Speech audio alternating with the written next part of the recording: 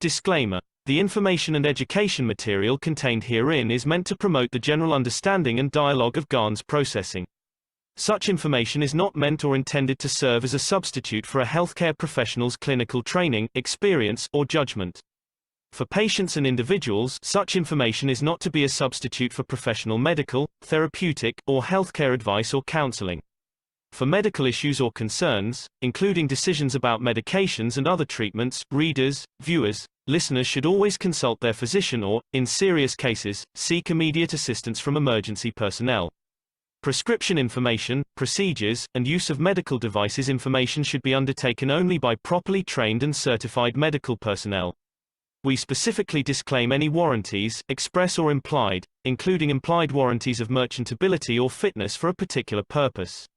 Such information is provided, as is, and is believed to be accurate at the time of its publishing, but it is the viewer's job to evaluate the accuracy of any information found in this presentation.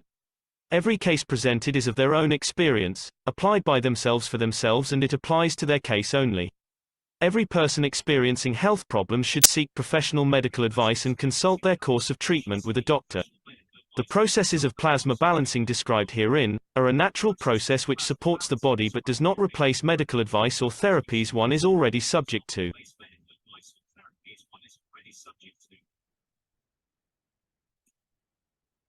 Okay, and we welcome Alex from Canada, who's taught all over the world and perhaps all over the universe, because even the ones in the universal community probably hear the voice of him as he's sharing with us. So this is the part of the program we all look forward to. Thank you, Alex, for consistently being there to provide a deeper understanding of this knowledge for all of us. And we do appreciate your teaching, and we'll try to put some questions in the chat, or we'll save them and voice them when you finish your presentation. So welcome. Thank you for joining us today. Thank you very much, Mark. Thank you for bringing us here to this point. Ladies and gentlemen of the North American team, I just want to extend the gratitude to the rest of the continents around the world, which is what makes this meeting so powerful. It's another beautiful Sunday afternoon.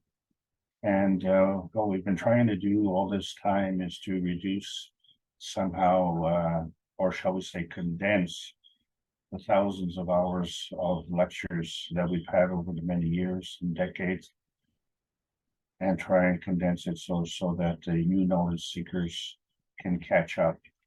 And we have found ourselves in a confounding situation, is that we have to condense even more the condensation. So we're trying to make it much easier, if that's possible, to learn about the technology from Mr. Marilyn Tevakoli-Kesh. So welcome everybody, and you don't even have to fasten your seatbelts, you'll be fine. Please enjoy the trip. This is the Kesh Foundation Spaceship Institute, Teachings on Plasma Science. We are doing a basic insight review. And my name is Alexander, and I am from Canada. It is September 10th, 2023. This is the Kesh Foundation North America Plasma Education Series. So when we look at basic insight, this is a continuation from the basic teaching, understanding, basic knowing. And this was all initiated with the impetus from the Brazilian community, which we owe a tremendous amount of gratitude to for helping us initiate this program. And it has evolved, and it's gotten to the point where a lot have commented how it would be nice to review what we went over. And as such, it is an emotional ride as well, because particularly the last 4 years have been quite a disruptive situation. However, at the same time, it's been a very rewarding time because things have changed. And so this is going to give us a perspective. This particular class covers a time that was very, very emotional in Canada.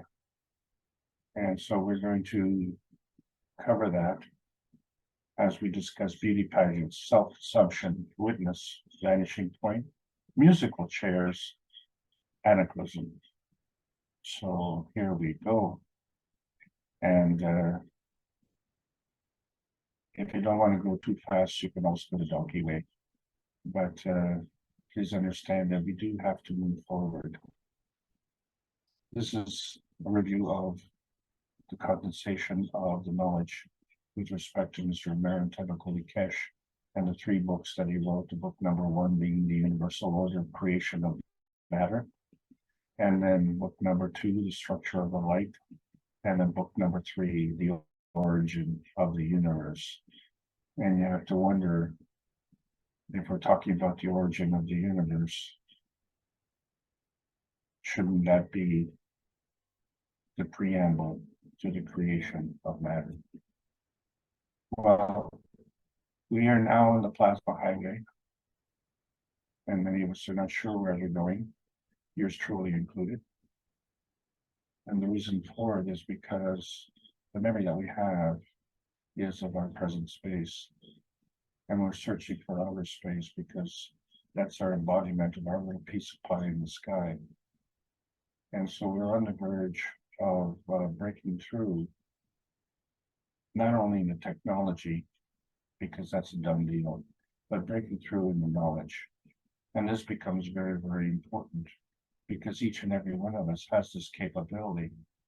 So as we flow through these uncharted skies and we try and follow the leader, we have to understand that the leaders are also followers. It's just like the teacher becomes the student. And then we wonder, you know, can you hear me? Or we say seeing is believing. Can we sort this out? And we know that there are rough seas ahead, so what do? And how do we tune in, turn on, or drop out, as they say? And what exactly does it mean? And so we have an opportunity now in the month of September. And this is a concurrent process right now. We're looking at the merging of the fields of the souls and physicality. And so there's virtual sessions that are happening. And in addition to that, simultaneously, there are interactive soul sessions that are happening. And for all those involved in these sessions, this has been an ongoing process since December the 16th, 2022. And so this has been ongoing on the monthly basis. And as a reference, we are 1 week past the pivotal Manchester conference that transpired a week ago. So that gives you a kind of reference. And now we're going to go back into a little bit of history, not too far, only back about a year and a half, actually. And we talk about beauty chat pageants. And we had a chance to see the top 10 finalists, such as Miss Miserable and Misdirected. It's also misused, mistaken, a little misplaced, misguided, misbehaved, misconstrued, misunderstood, misappropriated, and then of course a gate crasher, misdemeanor. And there's always an alternate misinterpreting.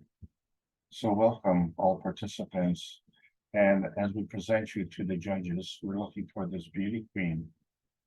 And so all of us are judging, and we're judging based on our own filtered viewpoint. A lot of that is based on what we call idolization, you know, because this is what we strive to be someone else, as opposed to be ourselves.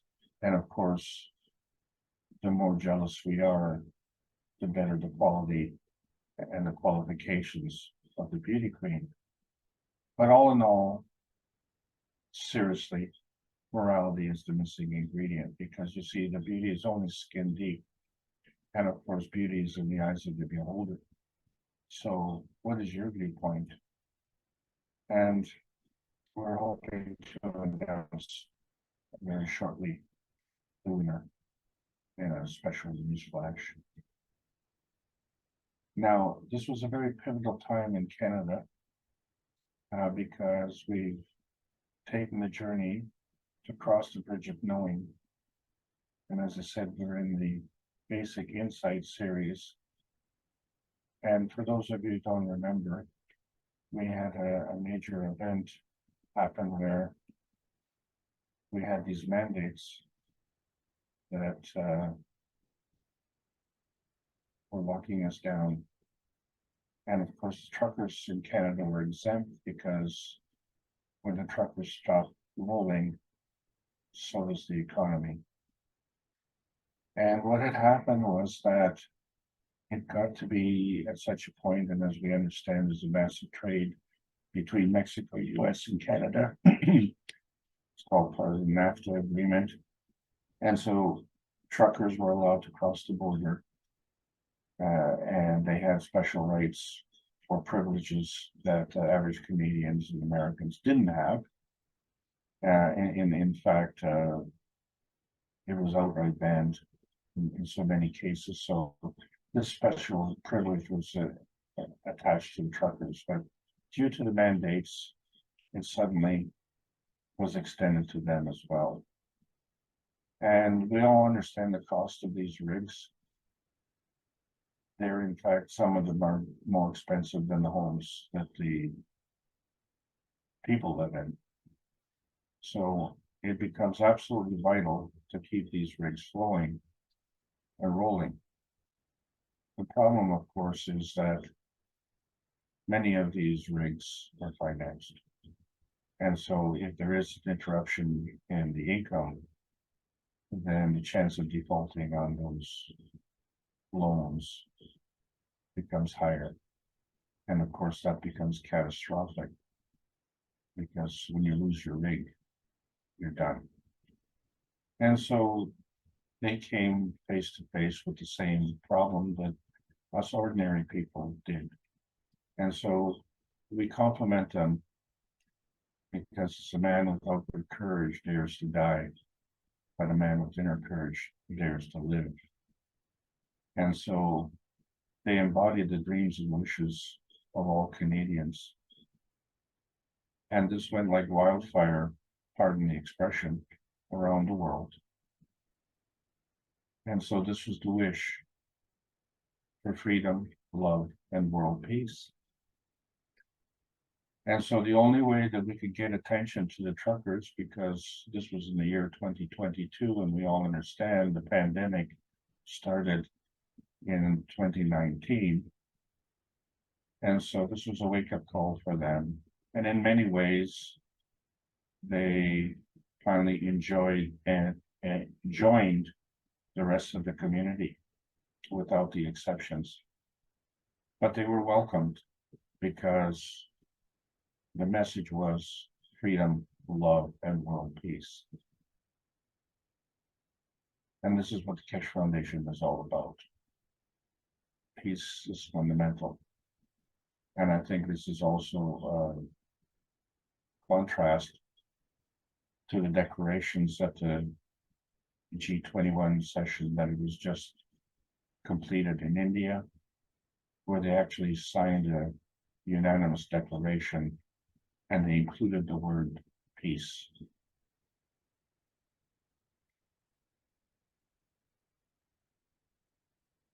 I think that was amazing. But we all have to understand that the beauty is skin deep. And so when you sign a peace treaty, you have to sign it with your soul. And you have to say what you mean and mean what you say.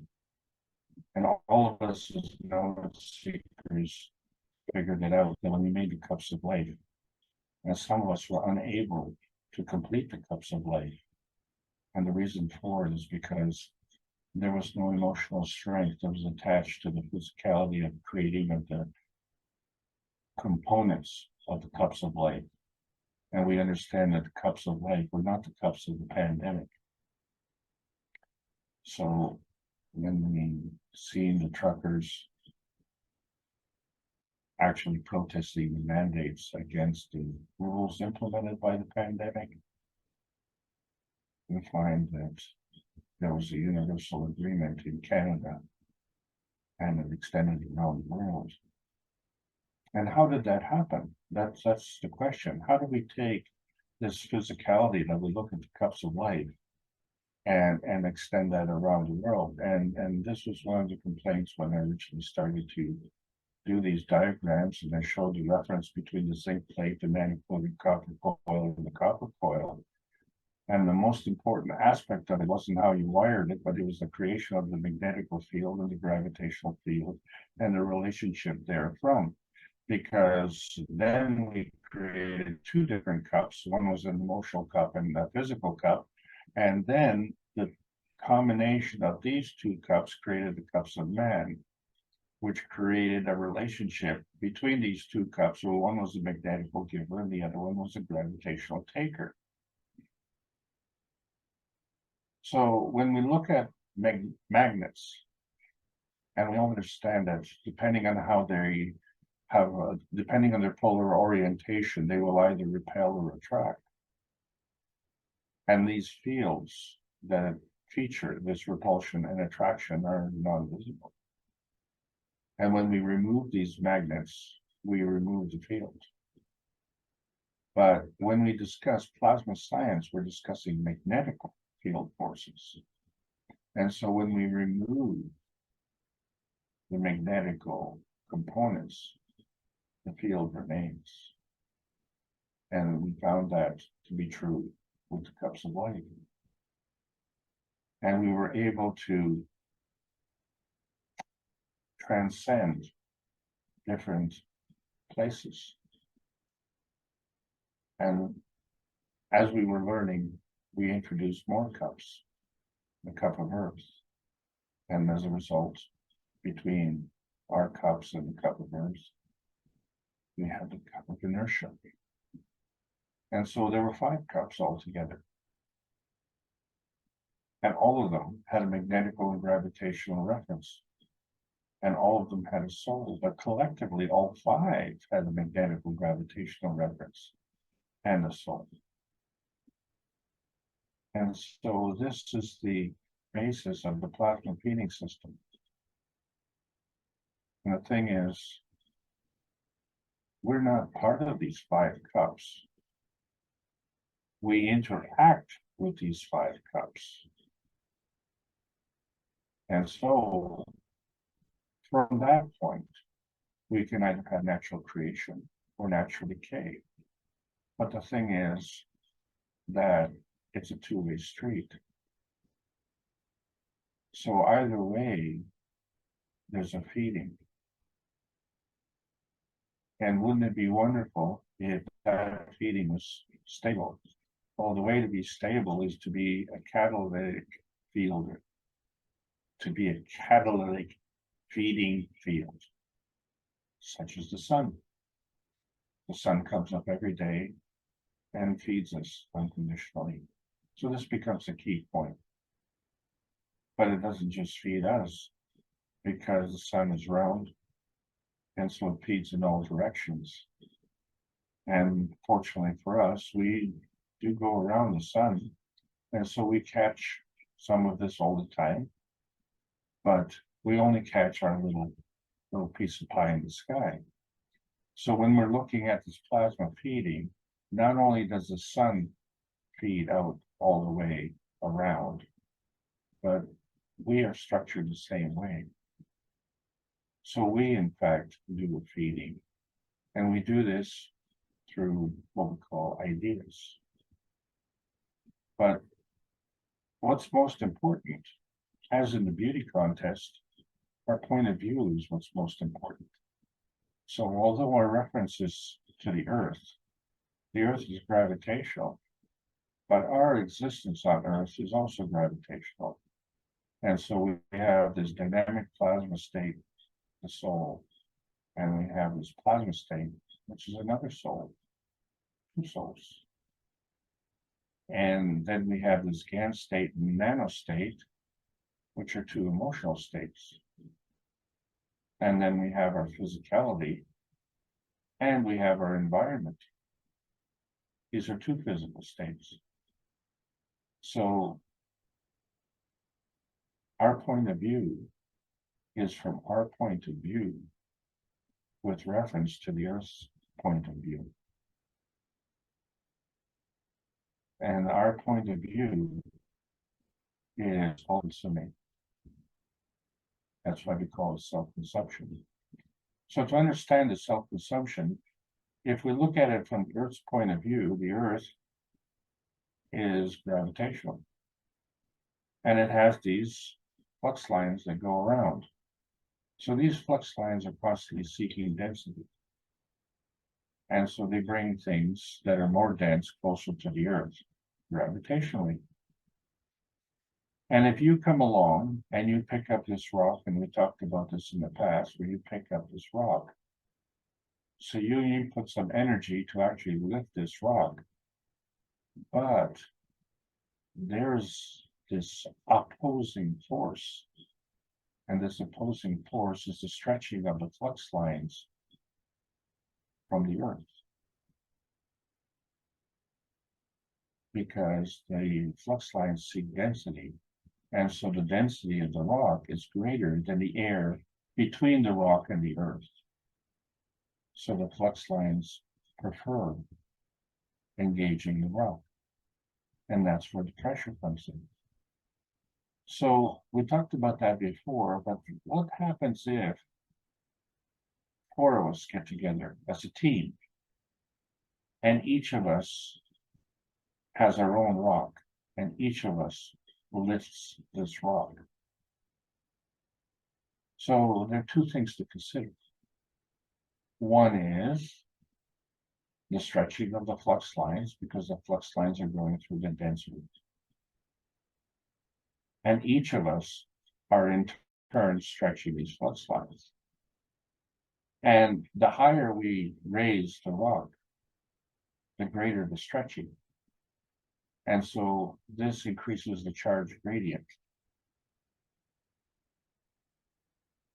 Because when we let go of this rock, it falls to the Earth. And the higher we lift it, the harder it falls.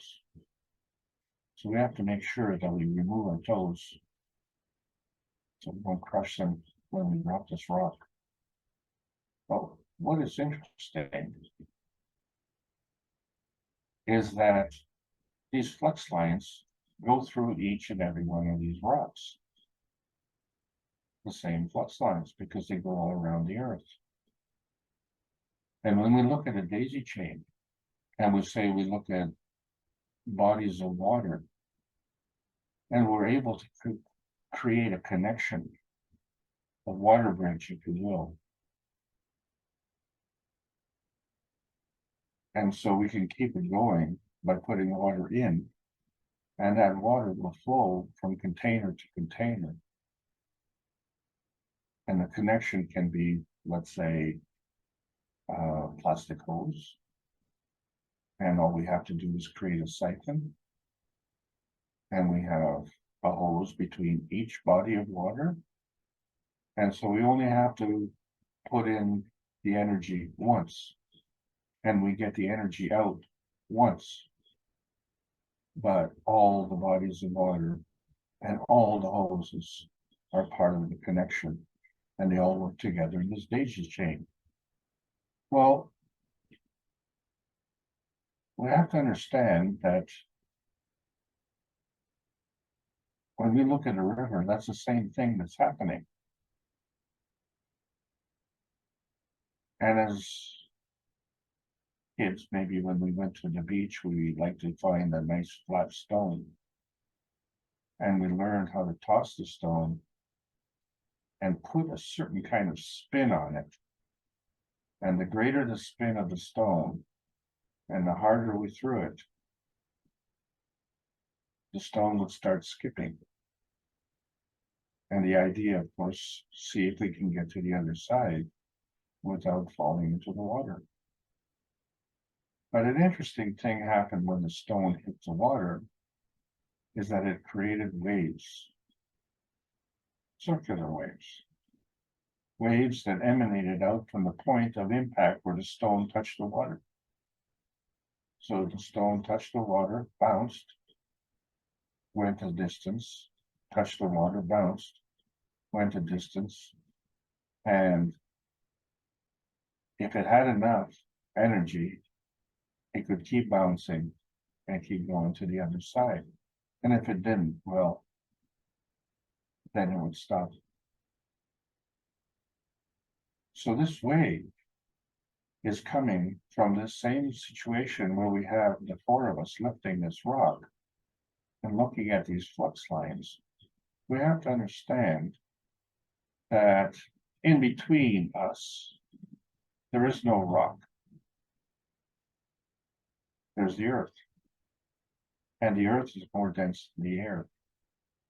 So these flux lines will leave the rock and go straight back to the earth. And as my teammate picks up another rock, well, these flux lines will come back up into his rock. And then there's a gap to the next teammate. And as they drop the flux lines to the earth, the next teammate picks up the flux lines. And then it drops it and picked up by the fourth teammate. So I think you get it. You're seeing these flux line waves. And so this is how we can create these waves around the world. But the thing is, each rock looks like a point. Each rock looks like that stone that's skipping. Between the skips is a gap. So each rock being a point, and the collection of these points creates this wave. So the question is this energy a point? Or is this energy a wave? And this has been a conflict, a major point of conflict, because we have this wave particle duality in the science, trying to figure out which one is which.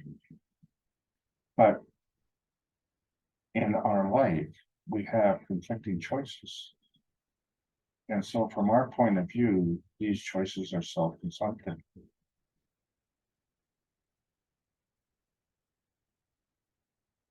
But there are other choices. We could be catalytic. And we could also be enhancing. So these are three choices. And the majority of us only take the first choice, self-consumption. And why not? That's very important. Your self point of view is very important. And this causes a conflict in transmutation, because that taking is gravitational. And so it increases the mass, which affects the balance of what we call magnetical gravitational field forces coming together as a magrat. So the giving is actually magnetical, and the magnetical increases creation. So if we become self-consuming, then we are enhancing the increase of mass, and we're increasing our presence gravitationally. Now, another interesting thing is that when the rain falls, because it falls to Earth, because the water is more dense than the air, the water, just like the stone that is skipping, is amazing. It always hits the bullseye. Doesn't matter where the raindrop falls, it always falls in the center of the wave pattern.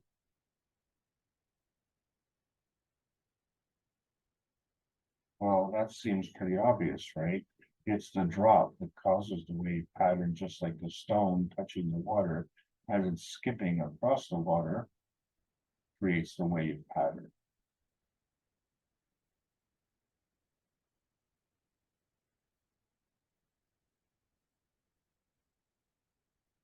We threw the stone.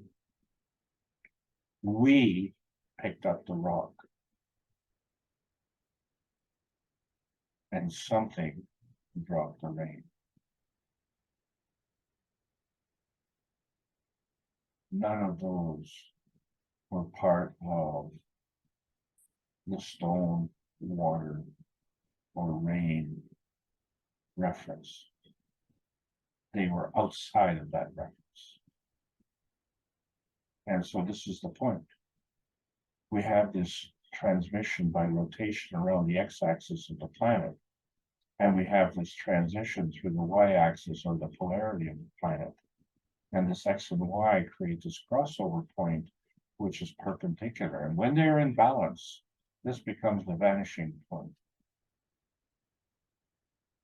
And so somehow, somewhere, when we have this crossover, that we go from straight line math to the curvature of the universe, we cross over this understanding with the letter pi. This letter pi is not complete. It's kind of rounded off. And this is the problem that we have, because we can never seem to grab onto that definitive end of pi. It just keeps on going and going and going into infinity. And so this becomes our dilemma when we're looking at various dimensions. Well, the soul dimensions have the same geometry as well. And not only, but the emotions have this dimension also. But the difference is the soul dimensions are part of the creation, and the emotions are part of the co-creation. And the thing about it is the souls are very proficient at target practice. They hit the bullseye every morning when you wake up. They don't make a mistake. When your soul wakes up in the morning, it comes right back into your body. And the emotion of your soul is also targeted in your body. So when we're defining plasma, and we're going to have to do this very, very quickly to the newcomers, because it's different from anything that we've understood. And so we have to understand that plasma is a kind of energy state. And you have to understand that when you look at someone, let's say a beauty queen, and you say, my, isn't she radiant?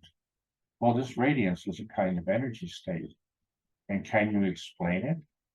Well, you could, because it's a form of a plasmagen. Plasmagen is another kind of energy state. And a plasma is a kind of energy state. And a GANS too. GANS is not only a lie detector, but it's a love detector. There's nano and there's matter. And then, of course, it all depends on your point of view, doesn't it? And we're back to that again. So in order for us to understand our Earth space, we can't look at it from the Earth space standpoint. We have to look at it from our inner space standpoint. And when I say the inner space standpoint is because the soul is gravitational, and it is a master of target shooting, because we wake up with our soul in the bullseye of our inner space. Our problem is in searching for outer space.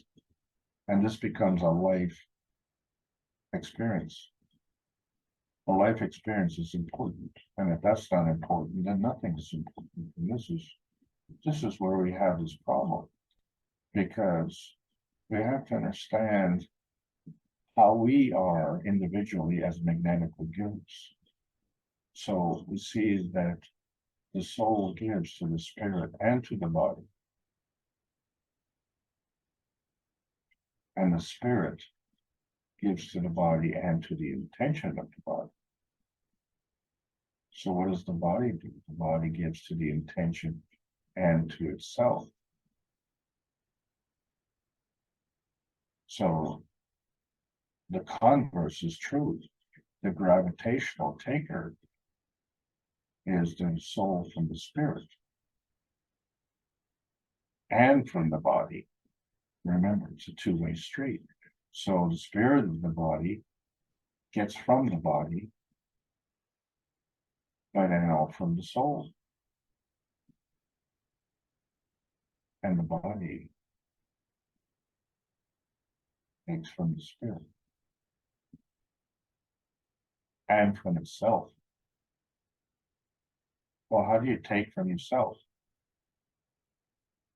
Well, because you're self-consuming. And so we have these ideas. We have ideas that we say, well, you know, this is the way you should act, and this is the way you should conform, and this is the beauty queen, and this is the one that we have to idolize. This is the influencer. And, you know, when we see that someone does something that we don't like, we send them this tumbleweed. But since it's mental, it's a mental weed. It's a rolling aura ball. And we just send it, just like a baseball pitcher. We send this ball, and it goes rolling and hits them.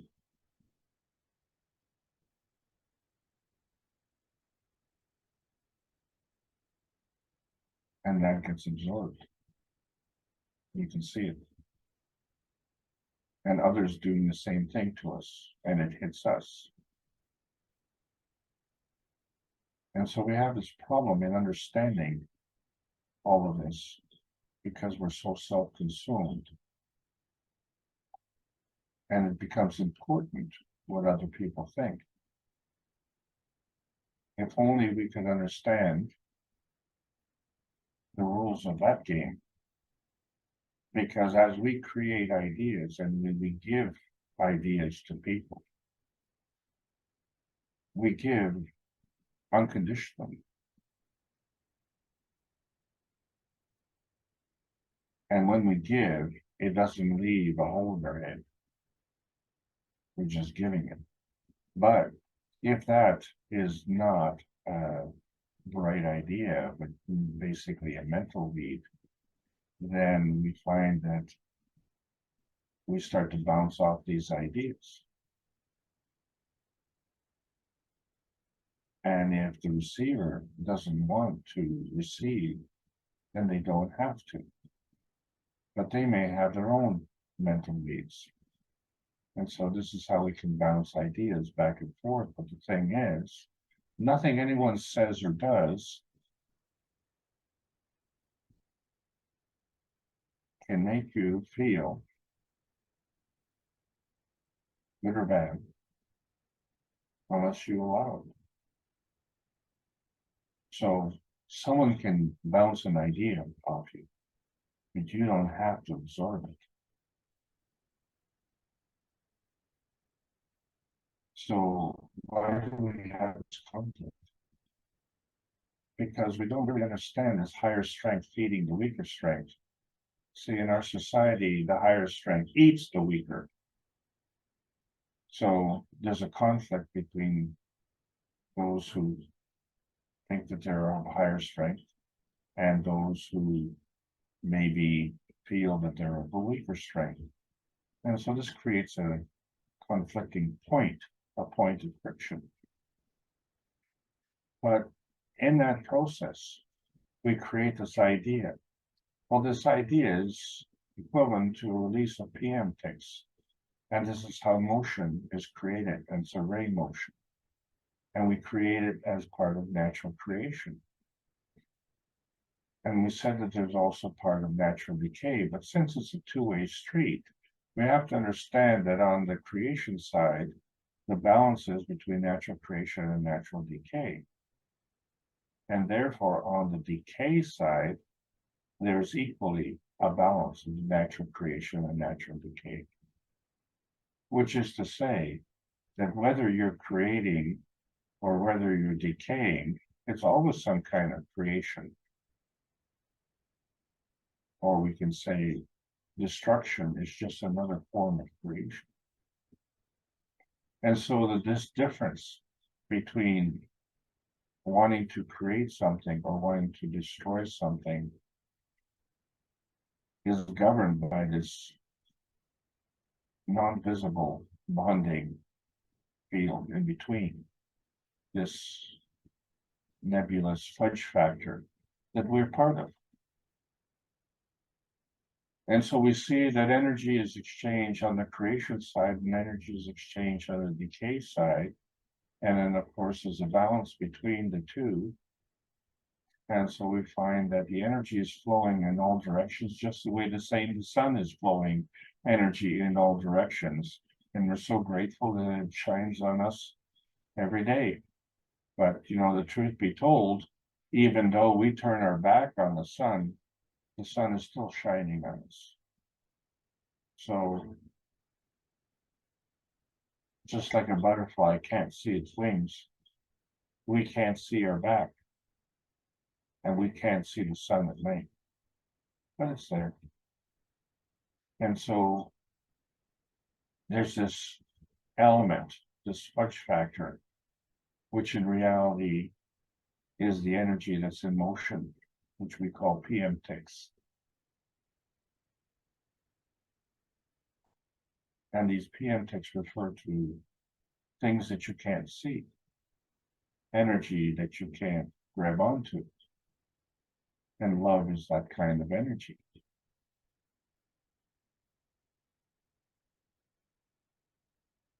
And we sometimes refer to that as radar love, because it's a universal connection.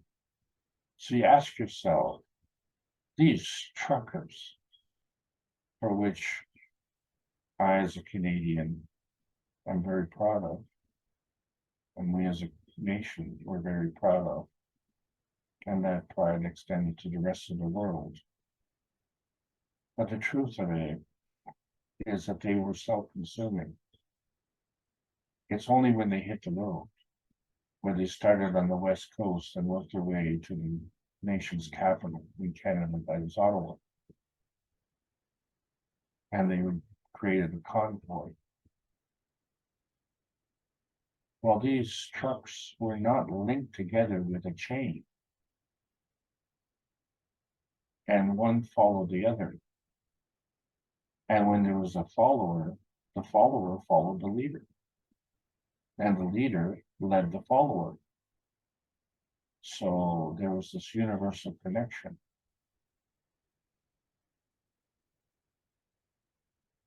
And it's the same connection that these truckers know, that when they go on the road, when they finish their job, they go home. And that connection is their radar love. So we all want to go home.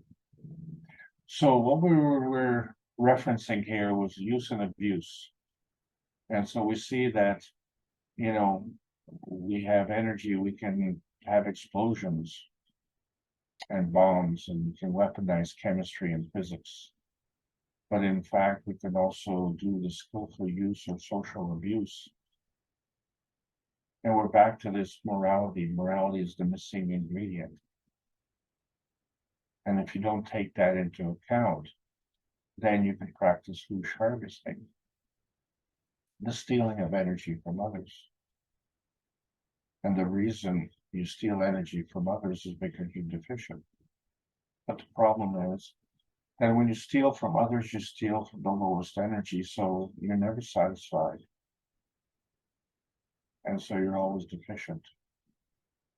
So the practice of bush harvesting is self-consumption.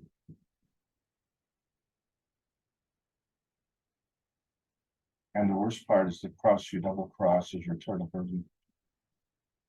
So you can't even turn your back on the gates of hell because you've created it. And you've done that because of the energy binding your requirements. You have to be self-serving, but you don't have to be self-serving at the expense of others. All that does is it reflects your soul vision, and it's your point of view, where your point of view is the difference between your transformation and your transportation and the disconnection of the two.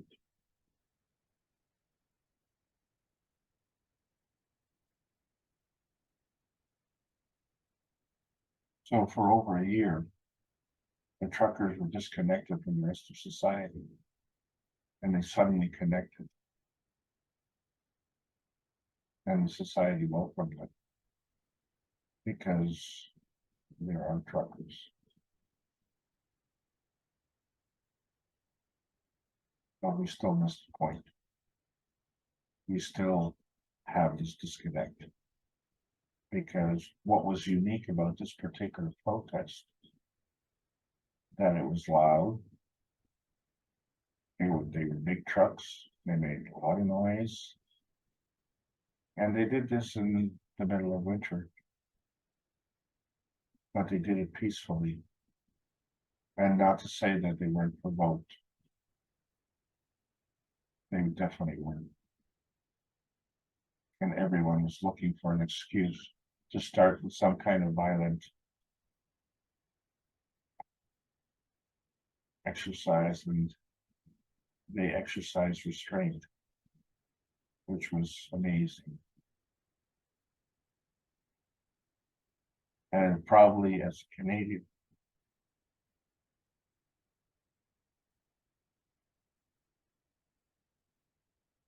it's probably the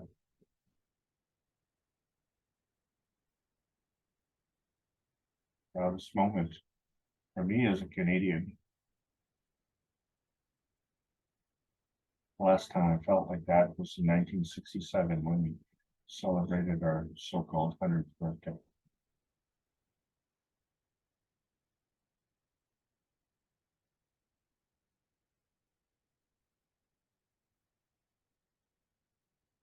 The world was wonderful,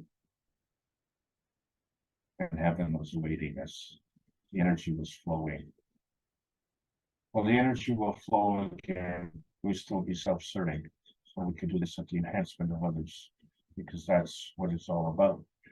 To get the energy to flow, we have to understand that there's a giving, there's a taking, but this energy can be binding or can be flowing.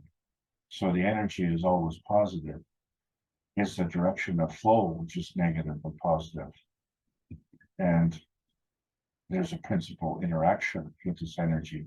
So in order to be self-serving, we need to bind this energy. But in order to keep it flowing, we have to interact with others. And then we find it's a two-way street. So not only is our interaction as a self-serving exchanging energy in two directions, but our interaction as an energy exchange is flowing in two directions. And so when we find that these forces are coming together from the universe, this is the harvest from the universal energies, and it creates this dimension of the X, Y, and Z axis, the third dimension, which gives us our physical manifestation. And if we understand that and work with that, we can then do self-enhancement. But if we fail and engage in loose harvesting, that becomes self-consumption. It's a diminishing return. And so we're all witnesses to this. And as we move along in February, it's very cold in Canada. And so we see that time through the ages has a connection. We're all witnesses to that. But we're witnesses to yesterday. And we're also witnesses to his story. We're also witnesses to your story. We're witnesses to the present. We're witnesses to the future. And we have to go along to get along. And there are media witnesses who record the events. There's the public broadcast media, or the private broadcast media. And of course, there's the propaganda broadcast media. And then there are other witnesses like secret societies. And then there's conflict of interest in political parties. And of course, that leads to conflict of philosophies. But we still have to go along to get along. And so these were heady days where we had these super Sundays. And we all know about tailgate parties. But these were different kinds of events. We were in the middle of these mandates, and we were all witnesses to these events. And we all had our protests. And in Canada, we had a Super Sunday. We were opening that with the anthem, the national anthem. And we were all witnesses to this event. It's a proud moment. And then there was a Freedom Sunday, where we stood in front of the monuments commemorating the wars, and we would open up with the national anthem.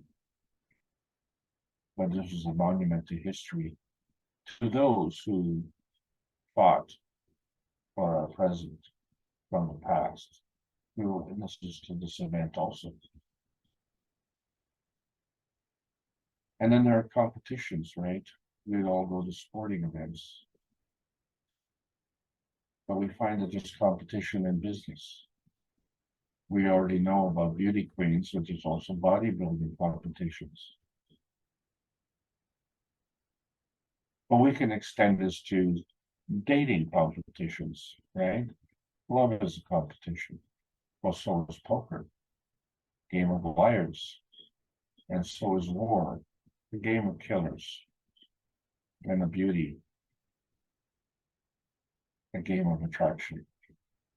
And then there's that game of conflict resolution. Some are better than others. And so we find the Three Musketeers, the killing through war, the jealousy through competition, and the kingship through getting trophies. And so what is the problem with the Super Sunday? The Super Sunday understanding is the difference between the substance and the sizzle.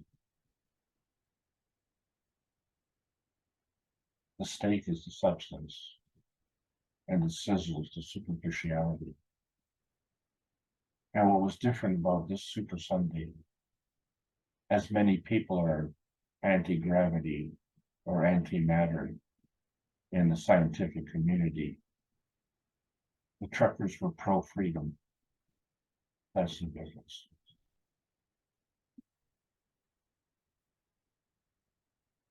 Let's get things back to normal. Don't wish for what you don't want. Wish for what you do want. The majority is normal, and the majority seek freedom and emancipation. And the universe is normal. So the earth, as part of the universe, seeks also freedom and emancipation. And so we look at this binding, what we call self-serving. It's a hardening. It's a hardening in physicality. But we can also have heart hardening. And we do this at the expense of others. And so you have to ask yourself, are you the binder or are you the witness? And are you the cooperating co-conspirator? And if I am driving the car and I'm driving my friends to the bank and they decide to go and rob the bank, then my car ends up being the getaway car. I become complicit. I become the complicit witness. That's what it means to be a witness. It doesn't seem to apply to politicians.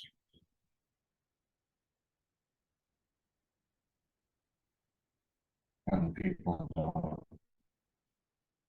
And as we all cross this bridge of knowing, this is the physical bridge, to see that there's something wrong in the way we operate. And if we can't put our finger on it, we have to look at our dreams and understand that there's another reality that brought us here that has been unaccounted for. And that reality is what brought all the truckers together so that they could cross their bridge of understanding that not to protest or lock down, but to voice their freedom.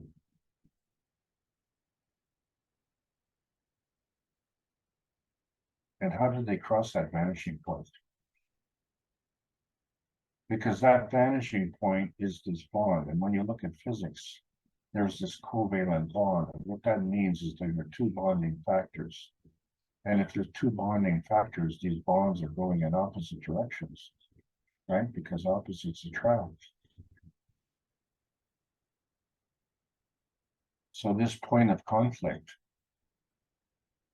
where they come together, they can meet and interact, or they can deflect. And when they deflect, then they create this explosion, right?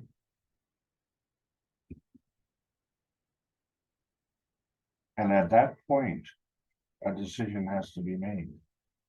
And at that point, the difference between deflection and coming together is a convergence point. And at that point is the vanishing point, is at the point where everything is in balance. And when it's in perfect balance between the magnetic, gravitational, magnetic field strengths, the magnetic becomes non-visible. So when we look at science, and what it's looking for is this verification point and this validation point. And we see that that point is the crosshairs of the transmission and transition. And when you hit that bullseye, that's the point of existence. That's the transmutation point. And when it's balanced, it's invisible. But it's a crossover from one to the other. And we're always looking for this confirmation. And that imparts limitations on our soul. Because the soul oversees the plasmatic reality and the physical reality. And there's always a plasmatic reality. The physical reality is optional. So when we're doing our target practice, we have to see the difference between this deflection and the bullseye. So we set goals. And in the process of setting goals, maybe we keep score. And that's a form of judging. Well, when we get up in the morning, we wake up. And so we understand that we go through this target practice. So the difference between the cups of life and the universal cup and the interaction between the two facilitates our target practice that allows us to go between the dynamic transfer state and the physical destination state.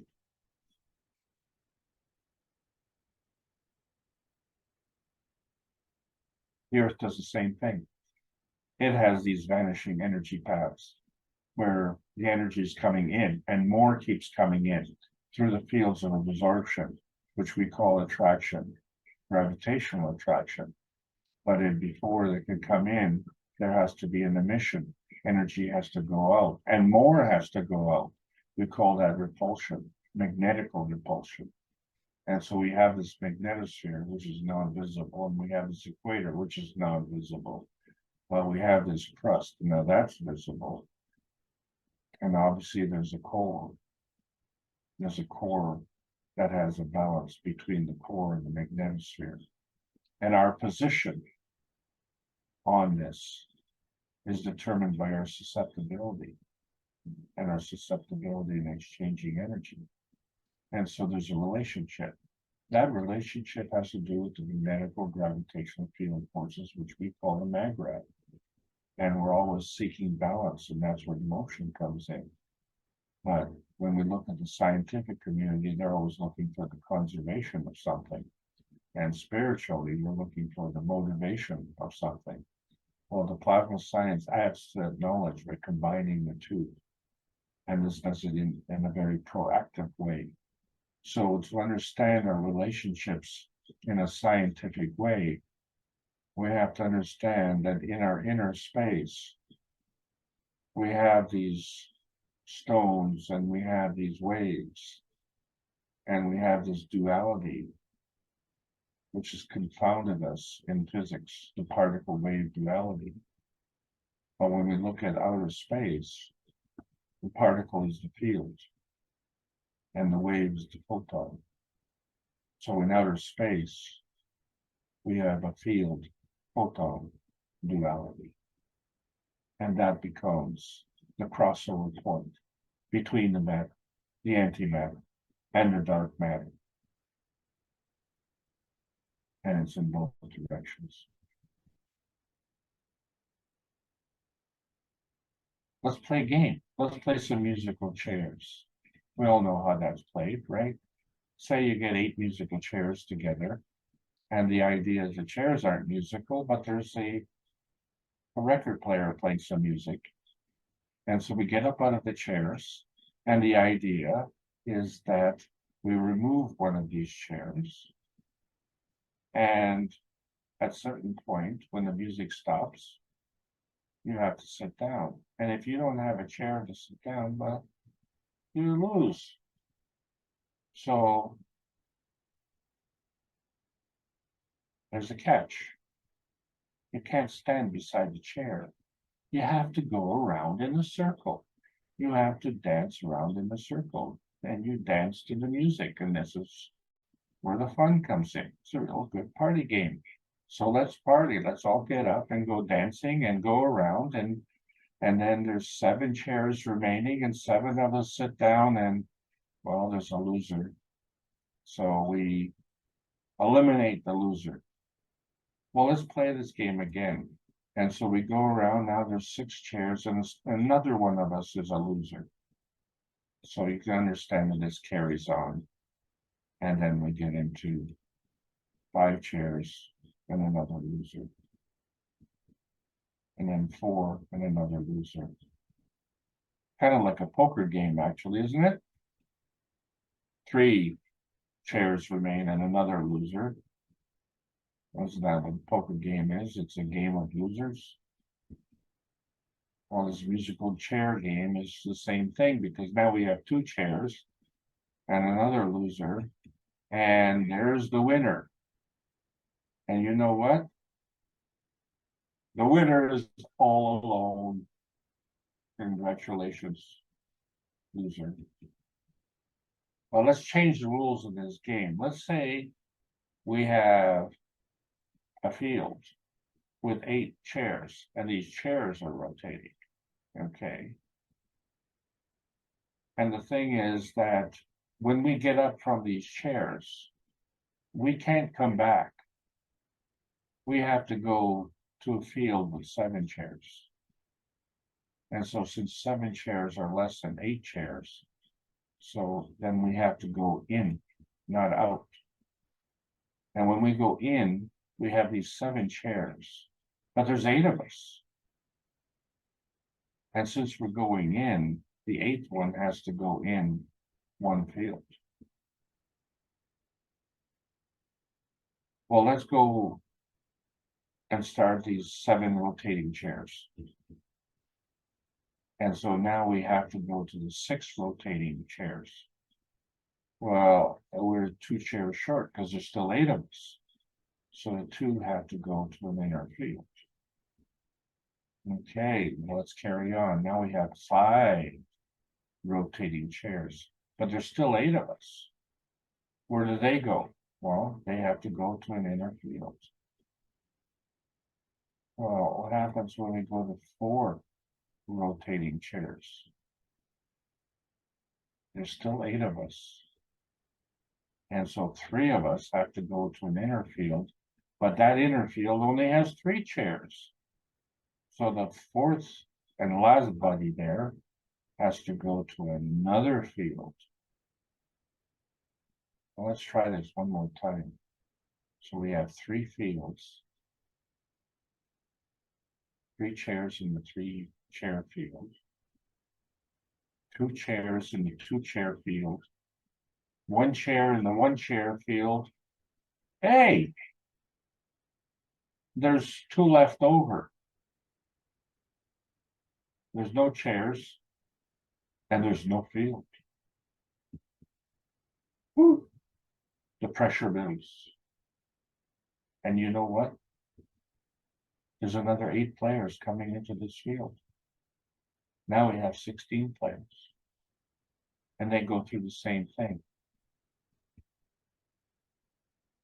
Oh my. Can you feel the pressure at the core?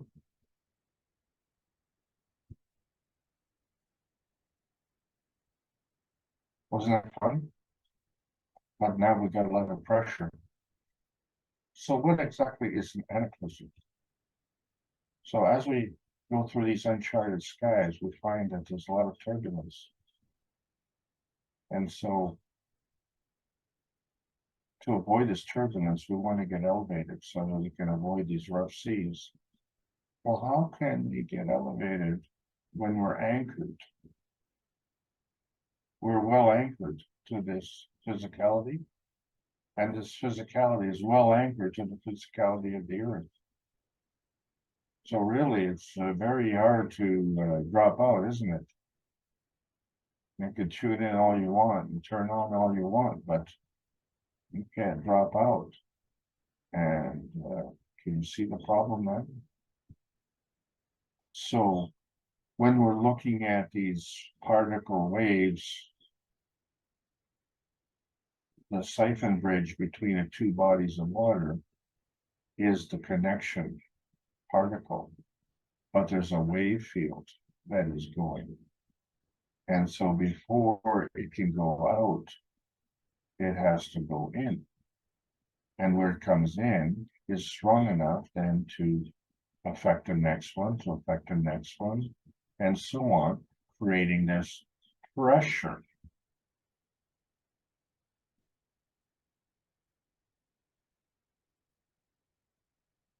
And once you have this pressure, where does it go? Well, let's, maybe we should brush our teeth. Let's get some toothpaste and open up the toothpaste and apply some pressure. Or when we go to a game, a sports game, a competition, and we all play musical chairs because we all want that special chair. But the thing is,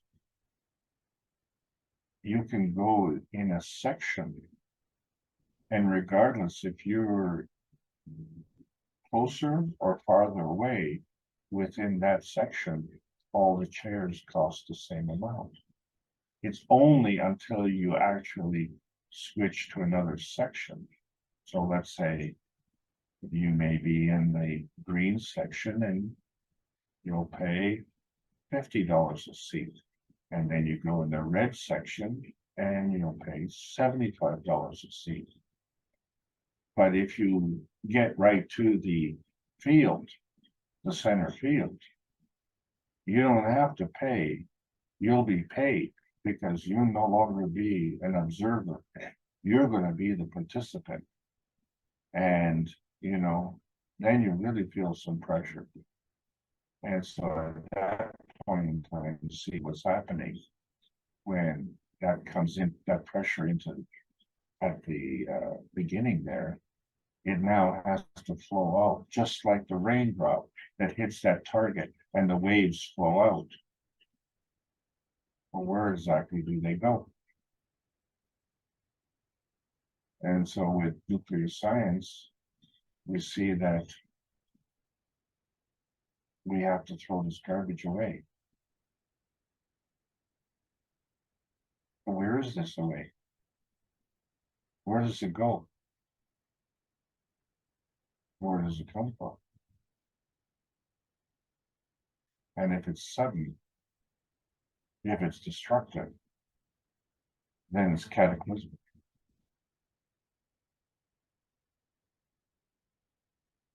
But when we cross over this vanishing point, we don't have this explosion.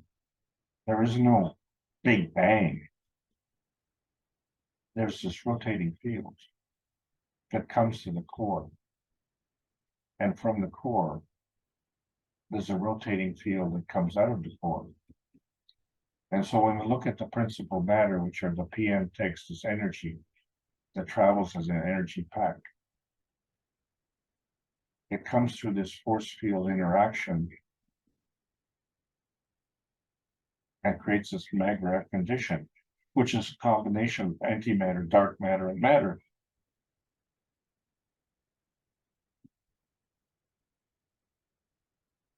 And so when you look at that core component, it could be an electron or it could be a neutron. The electron's magnetical, the neutron's gravitational. So you can clearly see the difference.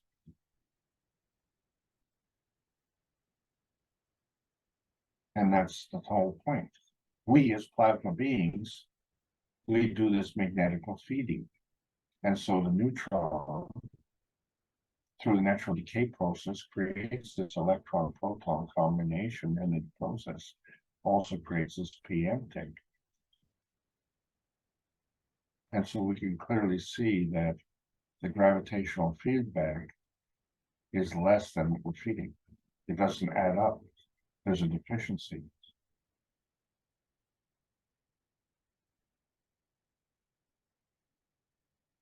However, that energy is always in motion. And so that feeding, and we can feed ourselves, becomes a dynamic plasma. And so the feeding feeds to the feedback, doesn't it? And so when we look at the limitations of the soul and we see that, well, we are an independent variable, and yet we follow the same rules. And these rules dictate the emotion of the past and the emotion of the future. And so the intermediary is the emotion of presence. So we find that the emotion of presence is this inertia field that we have between the soul of the man and the soul of the body. And what's key is that this inertia field is founded on trust. And you know that's true because the same inertia field applies to the sun and the earth relationship. Because the earth trusts that the sun comes up every morning. And when the sun comes up every morning, it trusts that the earth is there. And it also trusts that we are there. But the earth is not the only presence for the sun. There are other planets. And so when we look at our relationship with the earth, we are not the only one. Each of us is independent. So we can see that there's a soul sequencing that is going on, where the soul of the sun plus the soul of the earth is what attracts the soul of the man. So now that we have the soul of the man, it interacts with the soul of the earth. And this attracts the soul of the body.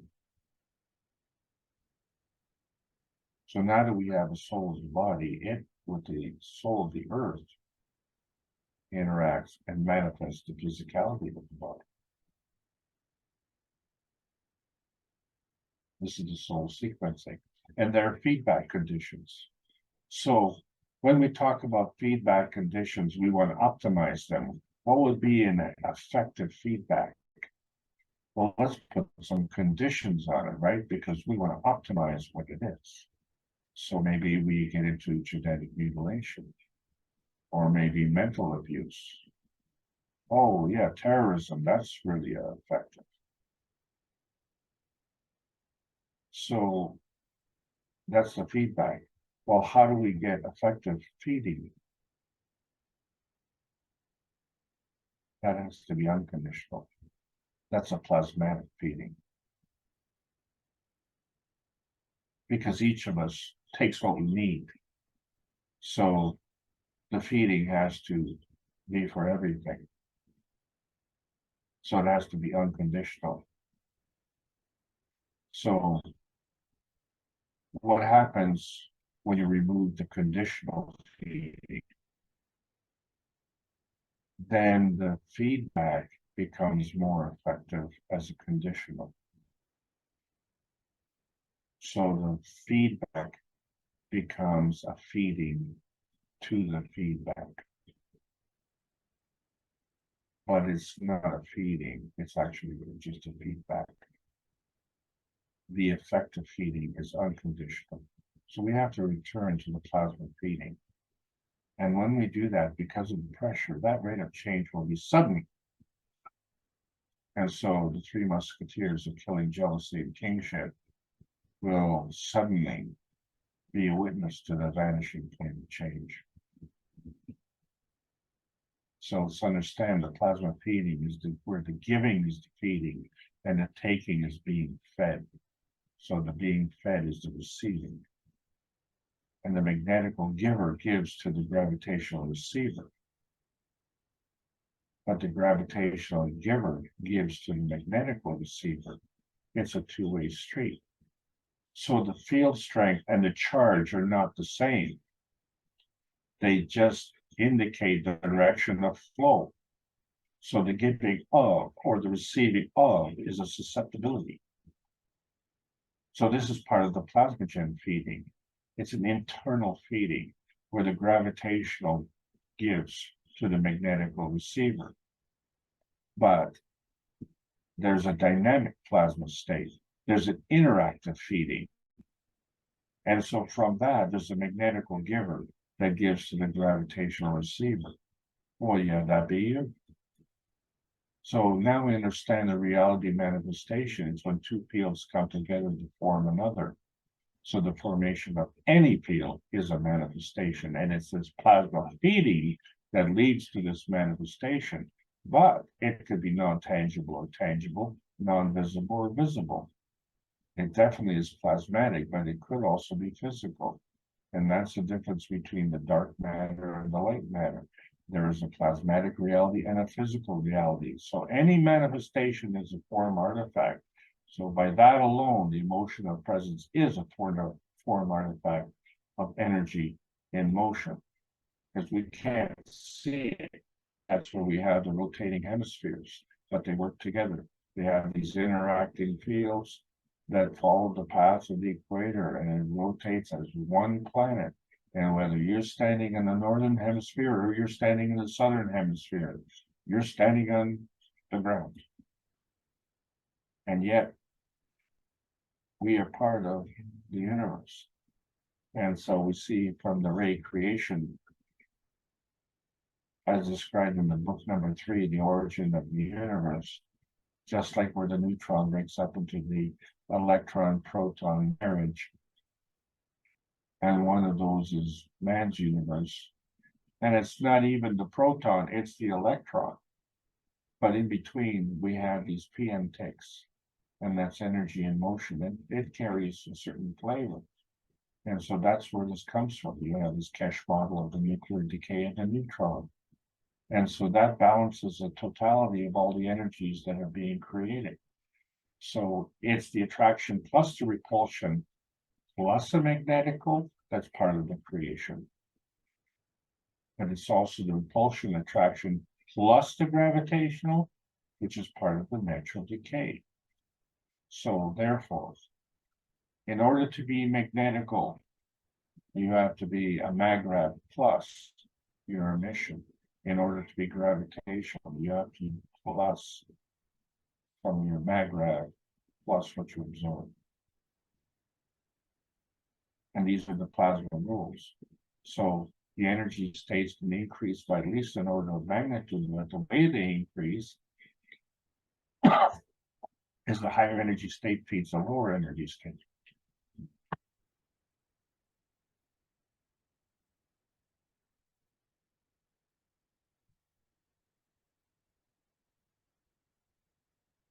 So these energy state changes can manifest through natural creation and natural decay.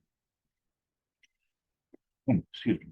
The energy transfer is catalytic or non-consuming.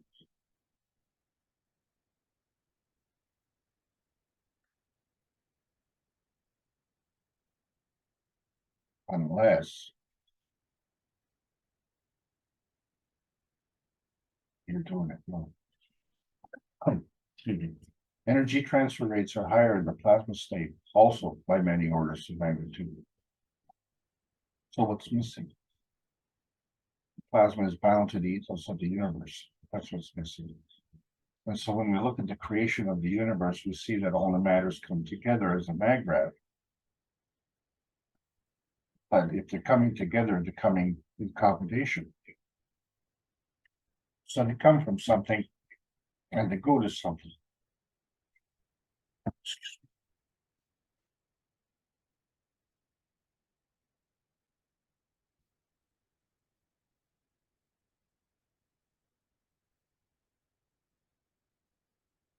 The key point is that the energy is coming and going, not only from the same energy state, but between different energy states. So just like the energy is coming from the sun and it goes through this vacuum, we see that this vacuum between the earth and the sun is full of principal matter. And so the energy is positive, but the charge reflects the energy that's in motion. And this energy is a plasma field. It's not like a gas station where you have to pay for it. This energy is plasma field transaction currents. It's all based on susceptibility. Something is something. Nothing is nothing. And something is always something as opposed to being something else. So whether it's a solid, liquid, or a gas, or whether it's transparent or non-visible, all of that is dependent on its susceptibility. And that susceptibility is determined by the plasma interaction, as we see in the infinity loop, where all things are working in combination because there's a magnetical pushing and a gravitational pulling from the maggrav condition. And this is why we've had to transcend the speed of light. And when we look at ethos, it involves morality, compassion, and courage, because these are all part of creation. And life wants to live, and the only way it can live is through creation. And so that is unconditional. So the difference beyond that vanishing point between manifestation and physicality is materialization and dematerialization. Materialization being the physical manifestation, and the plasmatic manifestation being the coming together and convergence of this magnetical residue, this magnetical residue which reflects the attraction gravitationally and the repulsion magnetically, the difference between convergence and divergence, so that you become an independent variable, each one, and you are in an independent, interdependent universe. So you can reach one and go through this emotional transformation, that you can teach one about one nation, one planet, one universe, this universal connection where you have the physical reality from the elemental state to the physical reality from the nano state, or the physical reality to the GAN state, the plasma reality from the dream state, or you have the plasma reality to the emotional state and the plasma reality from the soul state. This ain't rocket science. This is where you, as a plasma gen giver, you don't become spellbound. You have to look at the rotating fields and the interaction of these fields and the manifestation therefrom, so that you become the plasma gen receiver and you understand that you are spacebound.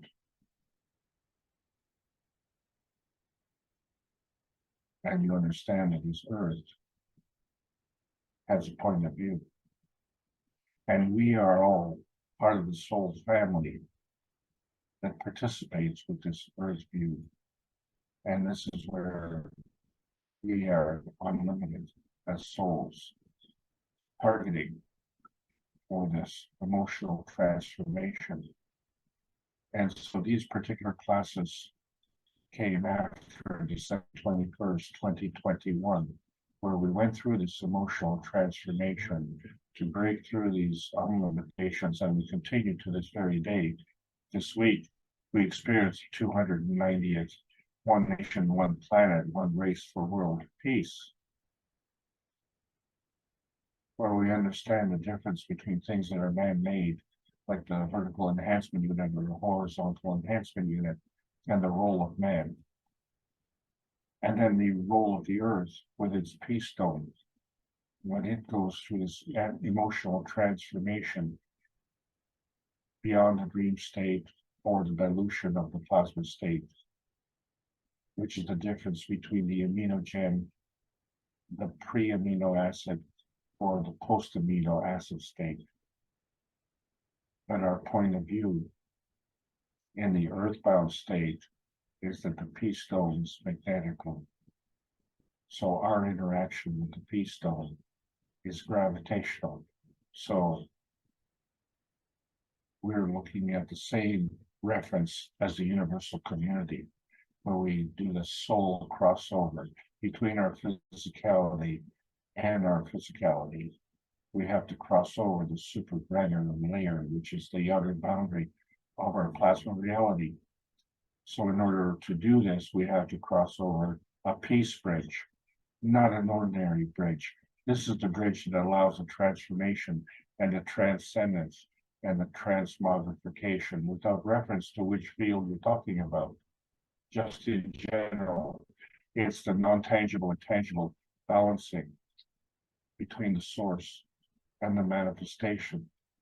And so as a result, we have two enhancement units. We have a body enhancement unit and a material enhancement unit. So this is all part of the difference between the soul science and the materialization science. Either way, the plasma science needs to be delivered in exchange for peace on earth. And so when we're looking at these spaceships, we see that there are PM ticks, there's light, and there's all sorts of craft. And we are one of these crafts. So we have to understand that in order for us to operate properly, we have to open to the energy from the universe and allow it to feed us and yield to its power and receive it. So we have to create a structure to provide a pattern to get the energy. And we've done this for 502 Thursdays in a row to transcend the limitations of the nuclear science. And we're seeking the greater oneness of all of us as we come together to understand the difference between the matter plasma that is physical, that is low energy, low rate of energy transfer, or the plasmatic matter state, high energy, high rate of energy transfer. And the difference is something that you can sense. So you become part of this dynamic plasma. And this becomes a key to the understanding because from our point of view, we are the pioneers. We're already in the second year in the post-June 6, 2022 era of choices. We have choices on how to cross over this transparency point space into outer space from our inner space. And we have to understand this manifestation point space of our earth space and how they all interact. And that's the key, because we have to move away from this materialization science. So we welcome to the new space age. This is the Keshe Foundation Spaceship Institute teachings on plasma science, which is connecting all the beautiful knowledge seekers. Life's learning lessons transmute your soul growth. And so we understand that when we're looking at the World Peace Treaty, we have to sign it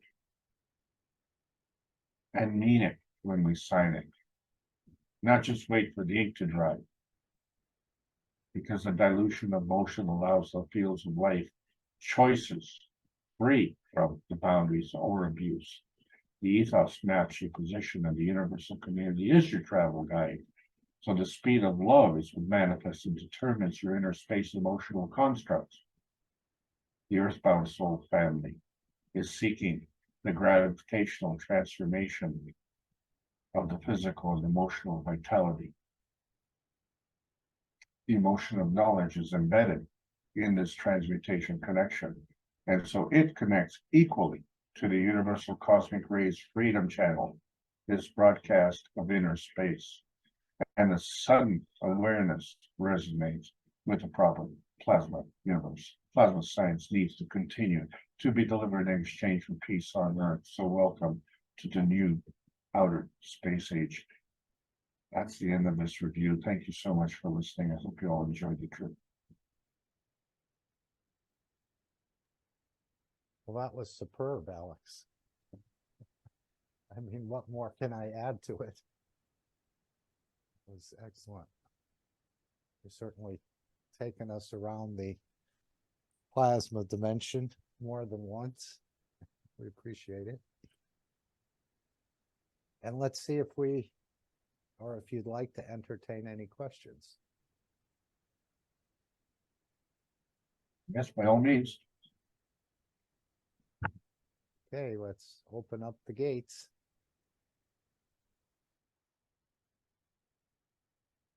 Who would like to be first in asking a question or making a separate point that Alex could address? Anyone?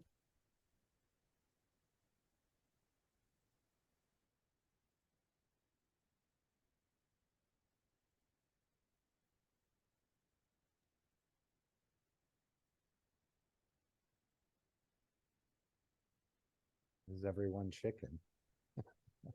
I know Mr. Keshe said that to us in Manchester. We wanted to participate in the workshop, but then no one really asked a question. We all chickened out. Or is your presentation a little bit too intimidating, Alex? I don't think so. As our source. Well, this is an old presentation. Yeah. This was done a year and a half ago. And I can guarantee you that we didn't have the knowledge that we have today. Mm-hmm. So it's interesting to compare the notes and see what has changed. But the thing is that we now have probably a better understanding of the explanation of what exactly was happening. And so you see that, you know, the reason we have school, the reason we have classes, the reason we have histories is not to have regrets about what we did in the past, but to not have that repeat itself. Life is for learning, so you know we have to learn what we're doing. Right, and I think the classes for the private students will start up this month on the 25th. I'm not sure, though. We'll have to wait to see any announcements regarding that. The teaching may change. I don't know, it may take a different structure. We'll have to see. Another reminder is the testimonial meeting tomorrow, Rick's testimonial meeting. So that's at 8 p.m. in the public Zoom room. If anyone would like to bring a testimonial there, I'm sure Rick would love to have you present without a problem. If it's a big one or a small one, it doesn't matter. We listen to all testimonials. So again, tomorrow, 8 p.m. CET time, CEST, in the public Zoom room. And that's the monthly meeting, which is normally the second Monday of each month. And we thank Rick again for keeping these platforms moving. He seems to be the instrumental host.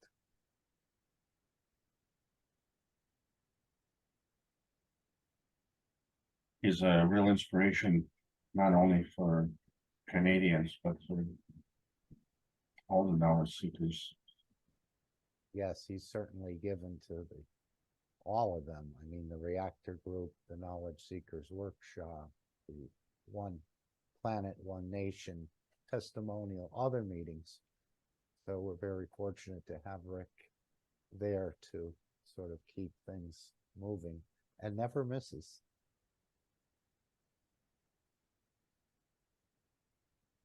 It's important.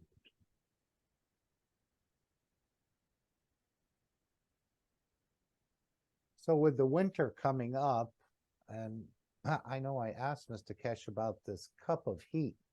Now maybe through the head units they can deliver, or the cosmic bundle communication, it can deliver energy, as I understand it. It doesn't have to be wired into the panel anymore. But making one every day or one every 2 days doesn't leave, or it leaves quite a few people that would like one without one. Now maybe the Chinese will pick it up. But what about this cup of heat? He hasn't asked us to make many cups as of late, in a way. But I know the cup of heat will probably come in quite handy in January, February, for those who don't get a bundle, or I don't even know if the bundle will at this point bring energy into it. Any thoughts on this cup of heat? Mr. Kesh said it's quite simple. He could show it to us in just a matter of minutes, where even though everything is cold in your flat or your home, you'll be comfortable and warm. So any thoughts on that cup of heat, which I thought was quite unique and ingenious?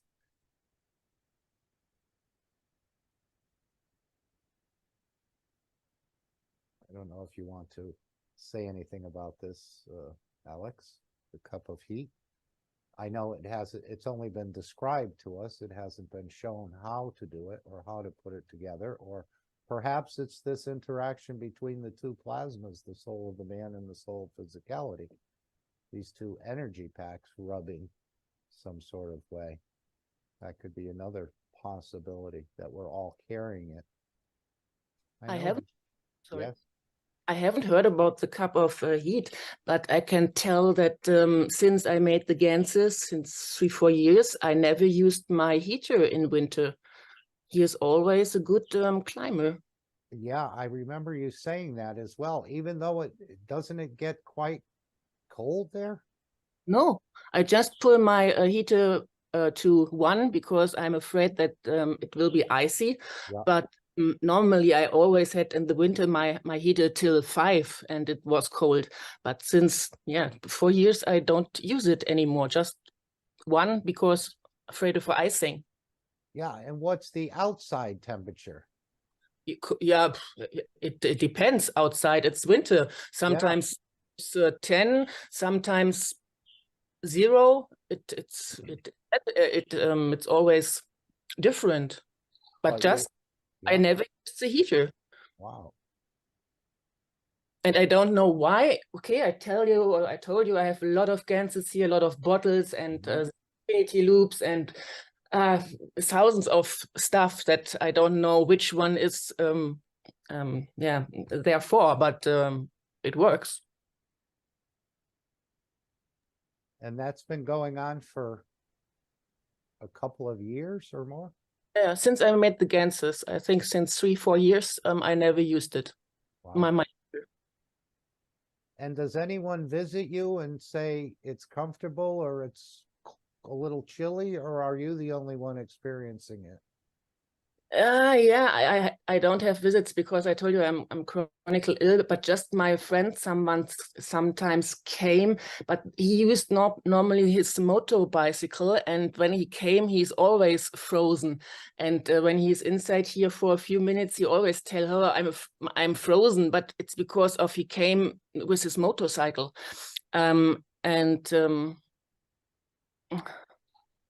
Normally, he had never said that it's cold inside, no?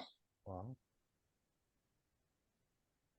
Right, because that was a big concern of last winter, of shortages in Eastern or Western Europe and so on.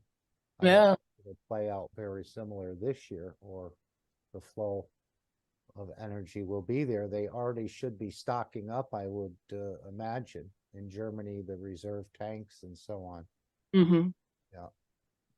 Yeah, I can just tell you that it is in my flat, but I don't know which one of my Ganses is responsible for it.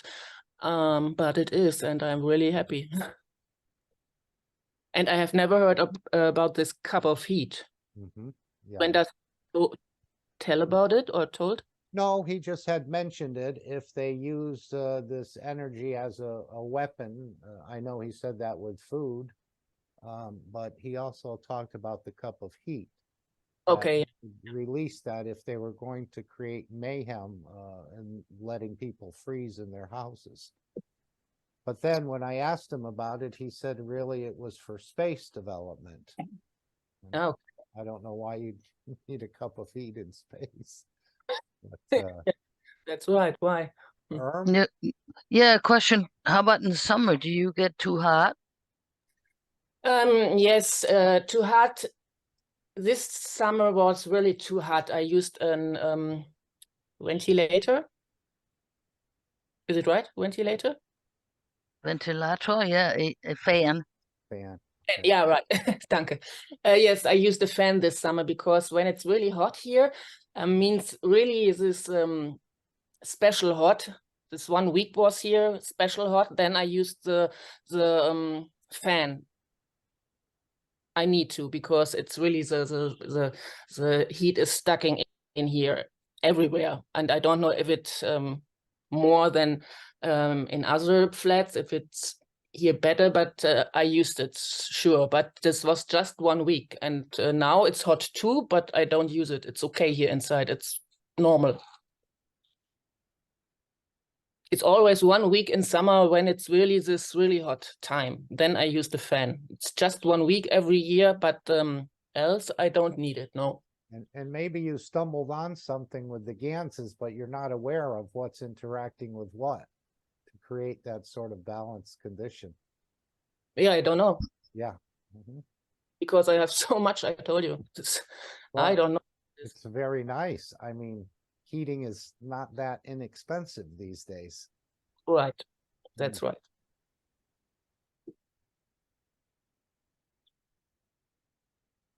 Okay, thank you. Any other questions someone would like to raise? Yeah, I have lots of questions, but they're actually, I don't know how much they concern everybody. Okay. Let's everyone can take what they can from it. Well, one of my issues is that I keep falling asleep during the classes, and I listen to them 3 times, and each time I fall asleep, and I wake up at the very end, and then I don't know what's going on, and I feel like I'm missing a lot. And do you fall asleep at the same spot? Like, well, let's say you listen to a class, you fall asleep, and then you say, oh, okay, you missed the class, so you listen to the recording. Will you fall asleep at the same spot? There's 2 places where I fall asleep. One is if I lay down, which is on my bed, The other one is sitting at my computer. My head drops on the keyboard and I sleep, which is not a great place for my head to be. Well, hap- we know the soul does not sleep. So the soul of physicality does not sleep, and neither does the soul. So it's paying attention, it's aware of what's going on. Now, maybe your physicality just needs to rest. I know. I think I'm just overworked. I'm way overworked, and I'm way behind with all my cash projects. That's okay. Everything will work out fine. And so I have the same situation, Erm. And, you know, it's only when I do these presentations that I can't afford to fall asleep. That you But, can't. Wait. The thing is, as Mark said, you know, the soul doesn't go to sleep, but you're going to sleep because you know the energy consumption is tremendous. You're probably like me going through an intense learning curve, and you know, learning consumes a lot of energy, and Well, so yeah, I think I need to retire from some of my other jobs because Right. on those I'm totally overworked, and like Yes. my desk and my table and everything is total chaos, so I can't really create things in an orderly fashion. well, the comment that you made, I have the same issue. I can't finish the work at the end of the day. These seniors, I'm a senior, and these seniors who say, "Well, you know, I'm bored. I don't know what to do." You know, so like I just don't get it. Yes. I very frequently I don't go to bed. I crash. I literally fall into bed. Right. It doesn't take me long to fall asleep because I'm already sleepy. But you know, what's really a problem is when I fall asleep during the daytime. So it's just that I don't even bother doing a to-do list because you know that's number one in the to-do list is to make a to-do list, and I Right. sometimes can't even get past that.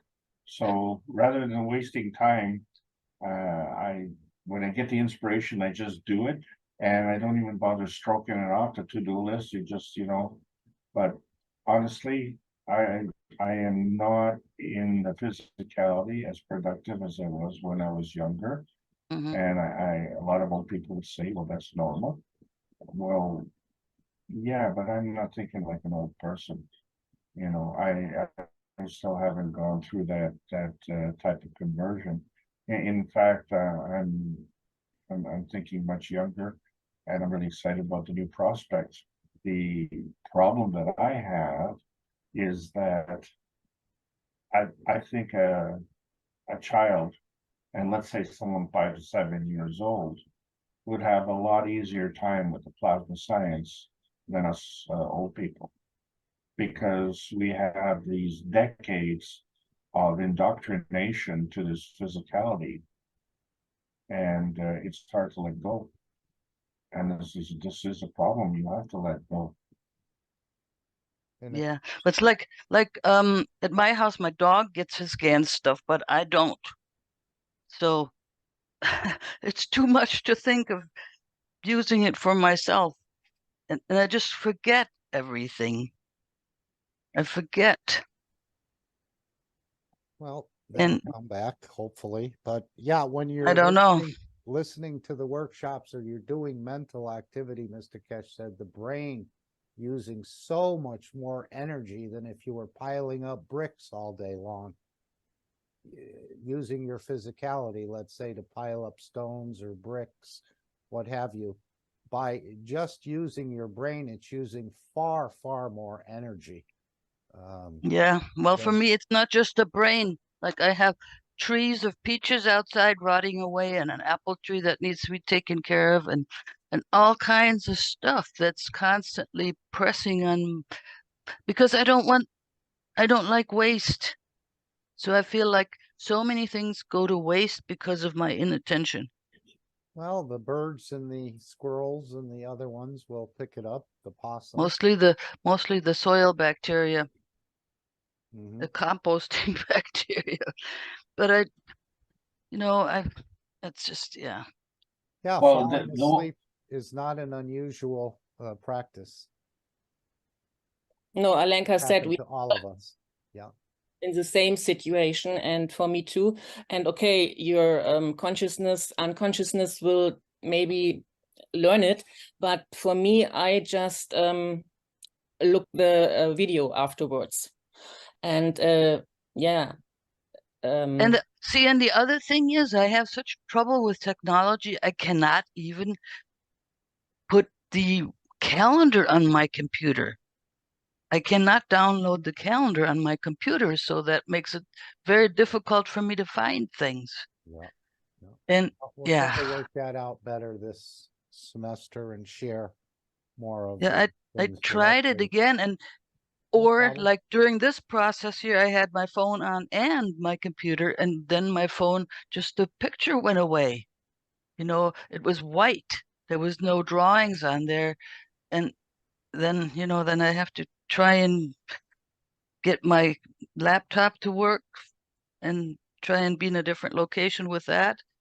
Mhm. Yeah, it's all these frustrations, and that's why I'm saying this isn't really for everybody, but it's my personal frustrations. And then with these recent things, I didn't get any changes in the pH in the last thing. I thought it was I didn't probably because either. I you didn't didn't. either. No, you're not the only one. I thought it was because I hadn't consumed any GANS Mhm. water, so it helps maybe to talk about it. Definitely. Definitely. But you are doing better. I know that with your technology. I mean, you have, right? I mean, Very- I'm doing a little bit better with it. I think you are too. yeah, Yeah. So, one step forward. yeah, no, we keep going forward. We don't have to go backwards. Sometimes we Yeah. do, but no problem. I think you're doing fine.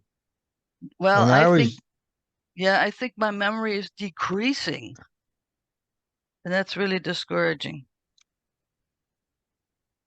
But I'm I don't see it. 75. I You don't. see it. you don't see it because I try to eat a bunch of chocolate before I interact with people, Ah, so that I have okay. some Well, that'll energy make in the you go to brain. sleep too. You're going on a big sugar boost and then that drops off rather precipitously like a cliff. And Well, therefore you may it's need to rest because you have it's such a practically jolt. no sugar. It's the caffeine or whatever it is in there. Okay. So, Yeah, we're but all finding balance. but in order to accomplish anything, it's like I have to drug myself.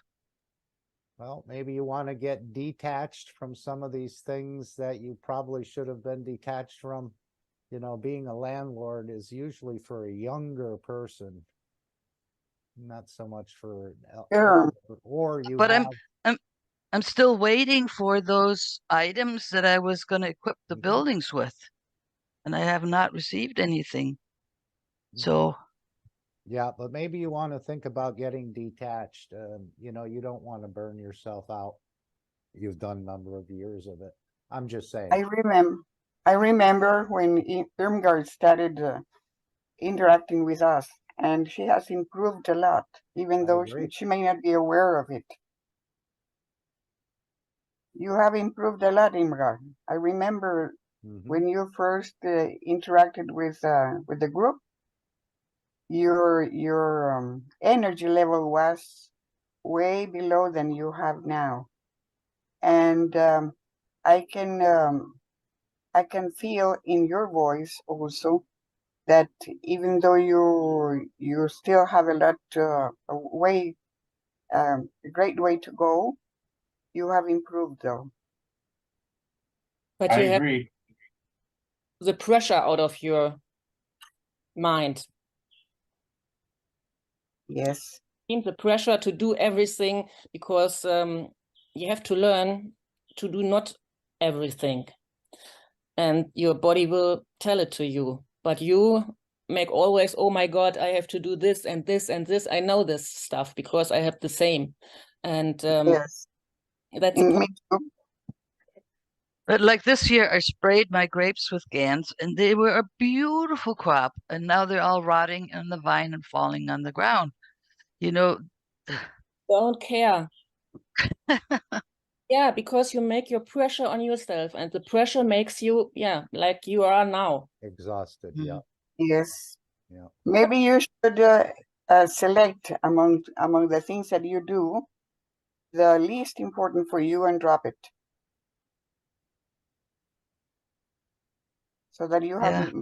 less pressure. Yeah, Yeah. it may take a huge weight off of you that you have Yes. all these obligations as a, you know, a landowner and apartment renter that you have to obviously be there. Yeah, but be on that's where call. my income comes from, Yep. Okay. Well, you know. Lower I your said- income and improve your health. yes, exactly. Yeah. But like I'm using the apartments as a means to support the projects of the Kesh Foundation by buying things for the apartments.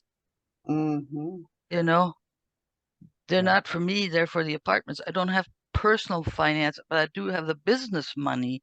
So that's why I was using the business money to get these Well, energy about it. units. Yeah. Ask your soul know?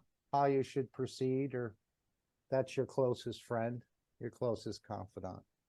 So I think I'd have a sit down with the soul in a way, even though I'm sure you're fully aware of it. But yes, some of these things can become too much of a weight as we get older.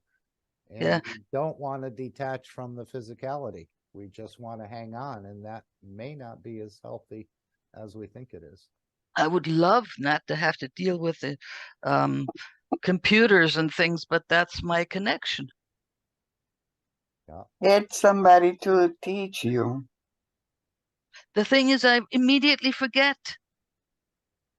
Like Oh, this whatever, that 6-digit code to get into this class.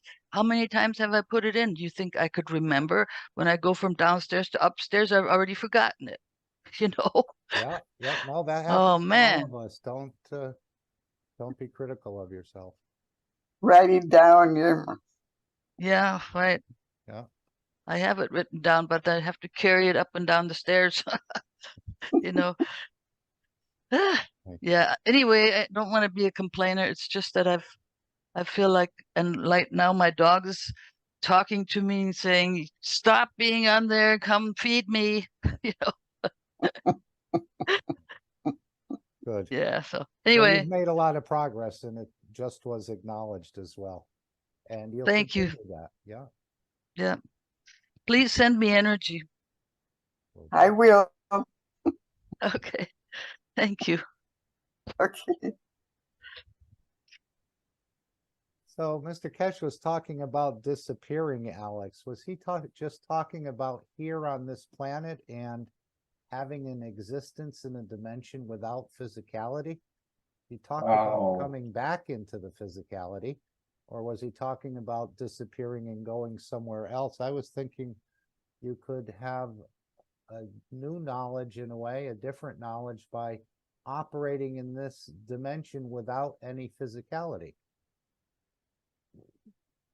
Is that what Mr. Kesh was referring to about disappearing?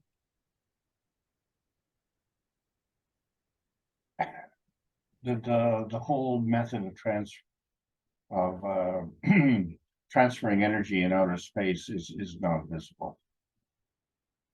So just like love is energy, and PM takes our energy. These are all non-visible. So the advancement in the science is to do the same thing. The reference is that we have this earthbound position. We see movement on this earthbound position as a physical thing. So the new science is going to allow us to do this in a non-visible manner. So that means we have a physical materialization at one point and a physical materialization at another point, but the connection between those 2 points would be non-visible. the significance of this point is, and why I make this point, is because the methodology is exactly the same as if we do this between, say, an earthbound state and another planet-bound state. It's exactly the same. So it just because if you, if you can walk to the grocery store, maybe you would prefer to walk. But if you knew how to transmute yourself, then maybe you could go there and say, well, I'm not going to transmute myself to go to the grocery store. I'm going to walk to the grocery store, but I'll transmute myself to the moon because walking to the moon is not practical. So, we keep, ignoring, the other because, we find that, the invention is based on necessity. Well, we've come to a necessary point here now because what we've done is mastered the physicality. And when I say mastered the physicality, there's lots more to be mastered. That's not exactly what I mean, but I'm saying from a technological standpoint, the quality of our life should be better than what it was than when we were, as teenagers. But the technology is better, but the quality of life is not better. That's where the problem comes in. So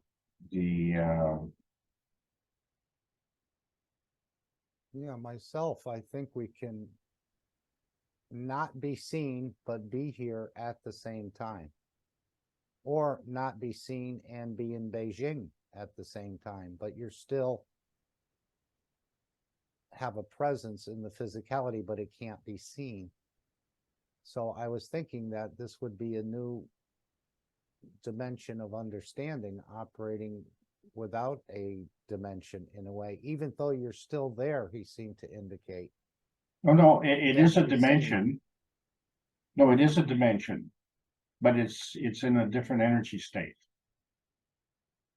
So you can only operate within, nearness and proximity. But there are other factors that you need to take into consideration.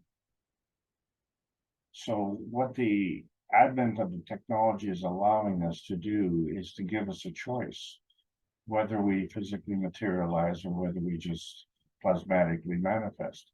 And then, we have to understand that difference on this planet, because what we've been able to explain is our physicality. It's what we have not been able to explain before our physicality, before we were born. We have no explanation for that. And after we die, we have no explanation for that. The plasma science now gives us this explanation. That's the difference. So these areas before we were born and before and after we die are not visible to us, but they must exist, because otherwise, where did we come from? So the key point is that we see the earth as home. But it is home now, just like, let's say you were to go to another country. Then if you stay there for a duration, that could become your home.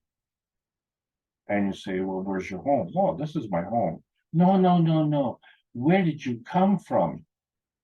Oh, yes, yes, yes. I came from across the ocean. That's right. Okay, so that's where I came from. But that's not my home. That used to be my home. Now this is my home. So you'd be right in calling both your home. So by that extension, we could say, well, the earth is our home, but where did we come from? Well, isn't that a good question? So where we came from, well, you know what? We came from home. Randy said, when I was young, I could not wear any watch. My energy field would make them stop. Same thing with certain electronics. Took me years to learn how to slow down. Once I did that, I could use the technology. I put a Kesh butterfly on the back of my phone, then I could hold it without it malfunctioning. Wow, that's quite a bit of energy. And I've heard this before about watches not working on certain people. But I guess the butterfly balanced that out. Randy, anything you'd like to add on that? Yes. And something's interesting. I put a butterfly on the back of my monitor as well. And if the phone is too close to the monitor, I can't even make phone calls. I have to go out of the room to make a phone call. So whatever kind of an energy field the butterflies are setting up, the phone just doesn't want to put a signal out. You mean you have one on a monitor of a computer and one on the phone, and if Right. they're too close together, you cannot make a call. Nope. It will call, but the signal won't go through. And then it'll say network service not available. Mhm. Then you walk upstairs or walk outside, the phone comes back on. This is beautiful. I love this example. So you understand that the connection to your phone is non-visible. And you understand that the plasma field from the butterflies is non-visible. Visible. So now you understand that you have a non-visible butterfly field and a non-visible phone field interacting and interfering with each other in a non-visible manner. You've proven that. Yes, and then if I take the other thing is in the office upstairs where the modem is, I put a butterfly on that. And my landlord, I says, look, I put a Kesh butterfly on the modem in your office. Tell me what you feel. And she said, well, the office feels a lot quieter. And and it's not as frustrating trying to do any work. So the energy field created by a butterfly system downstairs and a butterfly system upstairs, plus all the GANs in the house, there must be quite an energy field here. That's what I can say. Because I water the garden every day with about 20 gallons of plasma water. But the notable point is that non-visible fields interacting together, creating another non-visible field. The only field that you can identify is the 3 dimensions of your physicality. What I am saying is that the non-visible field created by the butterfly and the non-visible field created by the cell phone is in 3 dimensions. And the interaction of those 2 fields has created another field, which is in 3 dimensions. And you are none of those 3 dimensions. So we've identified 2 physical dimensions with 2 plasma dimensions and a 3rd interactive plasma dimension. So that's 5 dimensions, and you're none of those dimensions. Okay, because you yourself are a plasma field where you have the soul dimension, the soul of the body dimension, and the physicality dimension. And so those are the 3 dimensions. However, there's another hidden dimension, but it's not hidden. It just happens to be our earth dimension, which also has the soul of the earth, soul of the earth body, and the physicality of the earth. So now you've got 7 dimensions to consider. This is the advancement that we have to take into account. We don't have to know the specifics. We don't have to know which one's giving, which one's taking. We are now have to be at the awareness point that there's more going on behind the stage than there is on the stage. The only thing that's going on the stage is our physicality. Everything else is in the plasma state.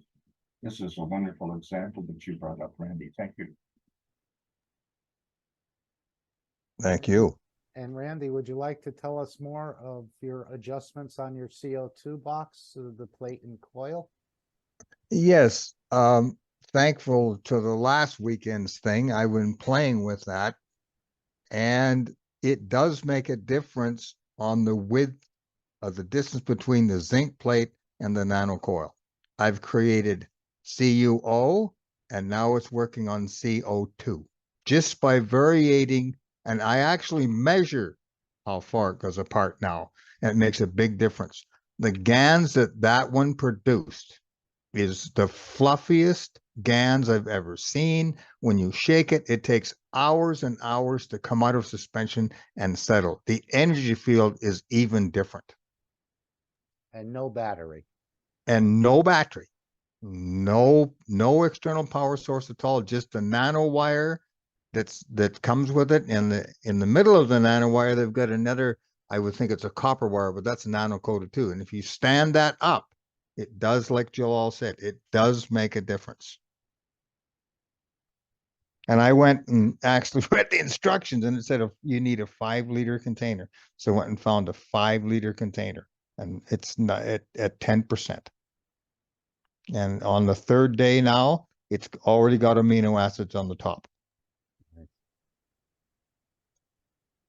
Just with the proximity of the plate. Right. and coil.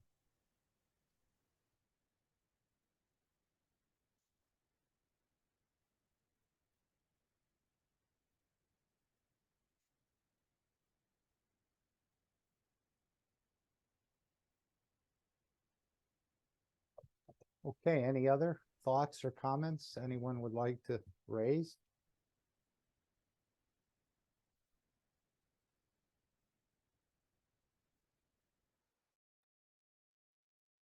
So let me just say, Mark, thank you to all the panelists for allowing me to present today. And I hope you're enjoying this, and then we'll continue with this next week.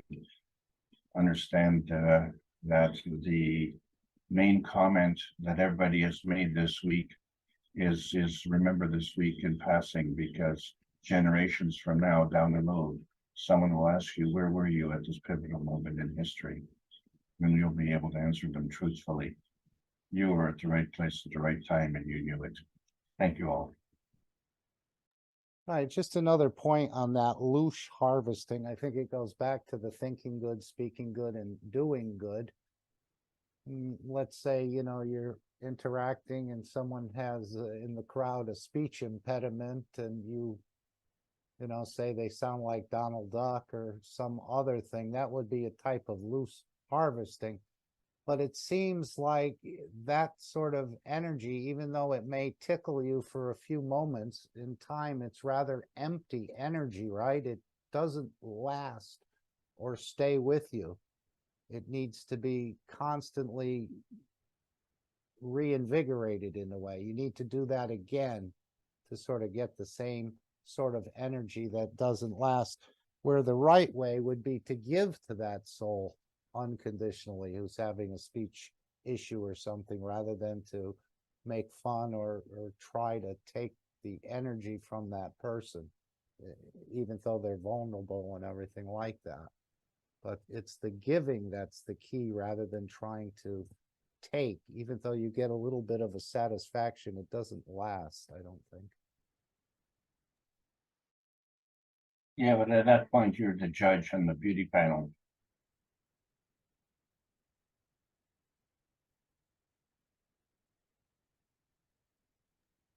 Okay.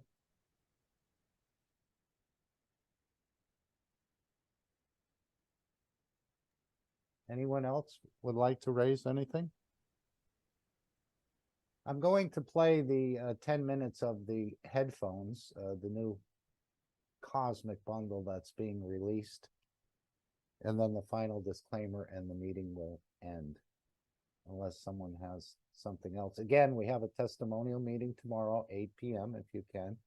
Then, of course, Tuesday, the one Nation, One Planet, One Race. Wednesday, a reactor group. Thursday, another knowledge seekers workshop.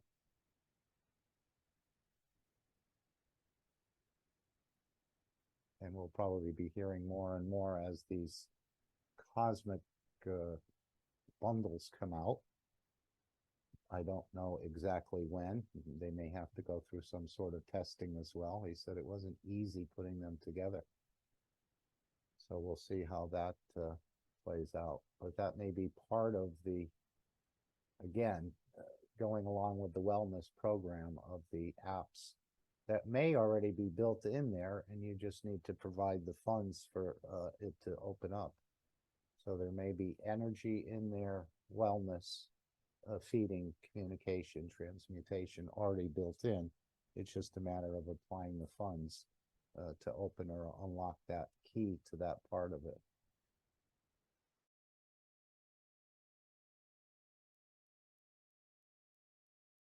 And another nice part is that the headphones are now, anyone can use them. Originally, he said protect the headphones. They were only for single use. And with the new system, the headphones can be used by multiple people. So one set of headphones, and if you had the feeding app, I think the whole family could be fed. And that just sounds like it basically cover itself in expenses. Never mind the time of you need to go out and shop. You still probably will, but much less. The shopping cart will get smaller and smaller, and the family will probably become healthier and healthier. I think that's the way it will work.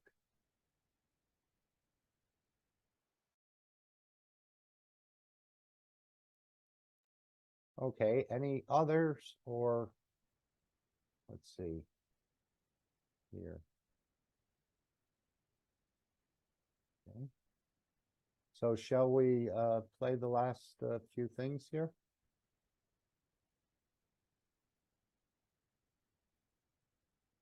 And we'll hear about this, and we'll see a picture. First time a picture's been put into public. We covered it a little bit earlier, but let's hear what Mr. Kesh has to say for about 10 minutes.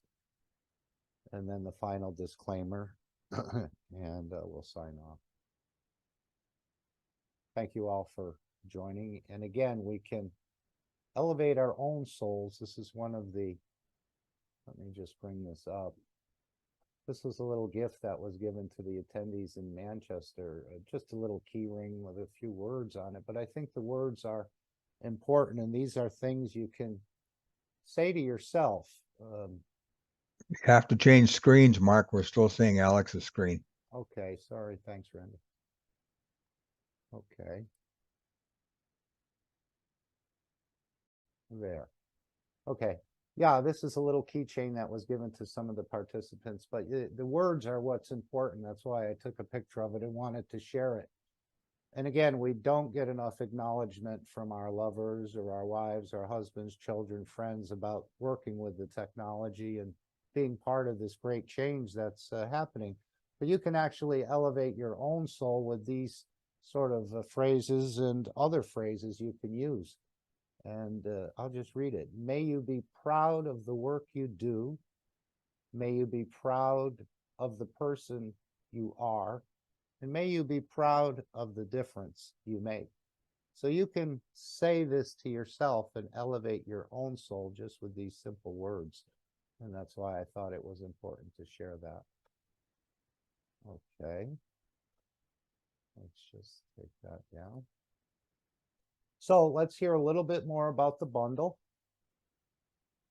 and what Mr. Kesh is talking about here. Again, I'm not sure it was originally supposed to be linked with the apps. They may already be built in there, just need to be turned on, or perhaps not. It's just the interaction of yourself with the system. We'll see. Okay. This is what you will receive. It's the first time we show it in public. If you remember, the original units we shown had wires and everything else. It's all gone. Again, it's advancement in technology.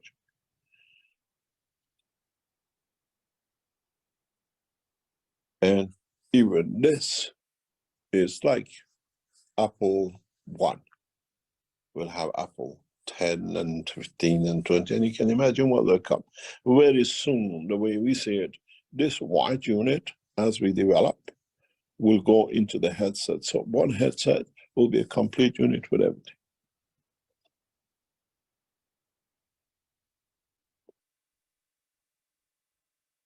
And what you see there, you don't dream anymore, because you're a creator of reality in the dimensional fields. We have to learn that we live two-dimensional life. We call it the dream. No, that dream is not a dream. It's a reality we ignored. We call it a dream because we couldn't handle it. Now we have to handle it.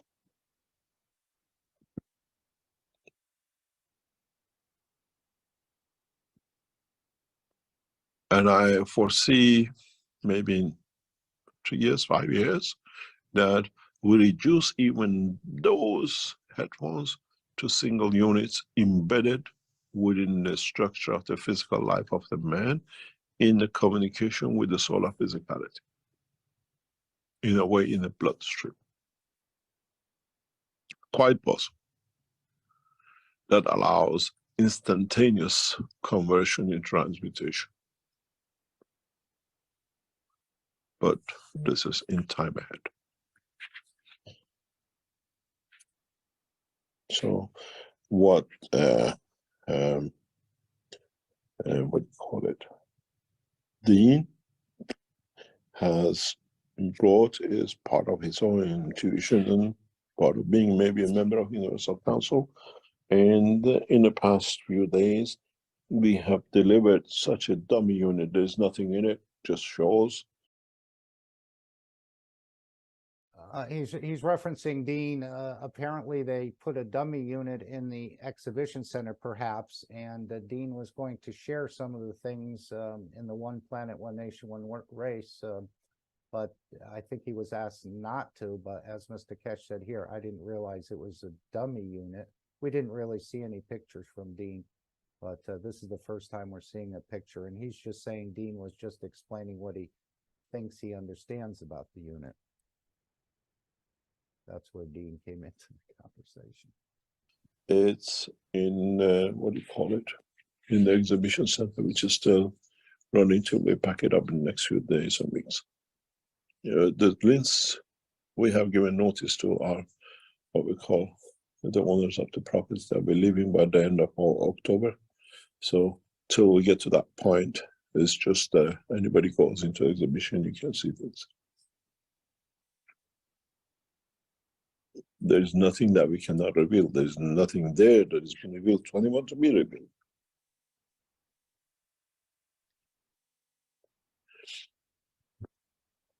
And people who attended the Manchester conference, they had a feel of this, how this thing will look and be, but the units which were in, what do you call it? In Manchester are again totally different and for different applications.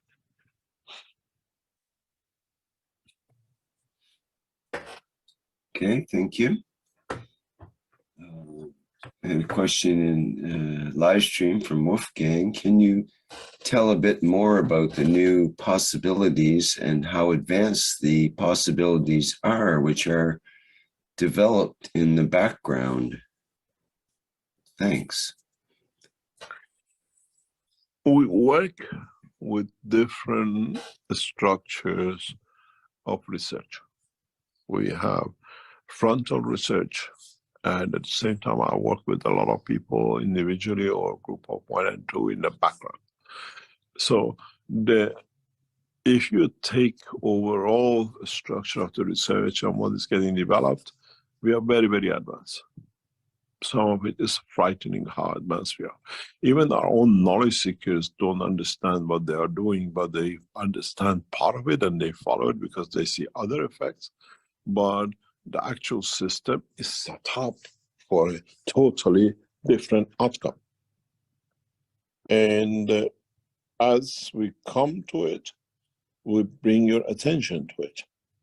And that's the only way as knowledge seekers have seen his work or whatever, they can connect. Instead of targeting something which I want to achieve, I bring the environment of understanding and then show the same system for different targets applications. We are extremely advanced. We can complete transmutation even now. We can complete transportation London to New York in minutes today. But first of all, our people are not understood. The Iranian team within the structure of Iranian flight system are years ahead. Even them, with being years ahead, that is still years behind what is actually taking place. Because there's a very big problem, or very big difference. In Keshe Foundation, I had everything in research. More or less, our team had their own bits into it. But the direction we take is, we decide today we've gone far enough, I teach the next step. I don't wait for the budget, somebody decides. I see our knowledge seekers, our team have understood most of the grasp, some of it I understand. We jump 10 years. Forget about it. You understood these things, let's do this. When it comes to the government structure, it's different. You want to change one screw, one panel, it has to go through acceptance, authorization, money is spent, blah, blah. The only country which is fast speeding these things is the Iranian SEPA, an Iranian defense technology in nuclear industry. Decision made by head of divisions, done. This is what we understood with the Keshe teaching today. We go. Iranians have put a team to understand my mentality of thinking, not with what I say. And they're very good at it. This is why we even brought the Chinese to work with the Iranians. With the Iranians, Ahmadinejad had a very open, Khamenei had a very, very clear understanding of the teaching. This guy speaks, we look at the word. We have to understand the essence that we can be with him. And that team, you listen to the teaching today. I work with the Iranian Keshe Foundation team, but there is a team behind which has worked with my work for past 14 years. They sit to understand the essence of the knowledge, not the word of the knowledge. And they work at it. Because they have seen the essence of it. So how it will take shape is how you understand it and how you interpret it and how much technology is behind the scene. Our technology, our team have everything to complete the transmutation today.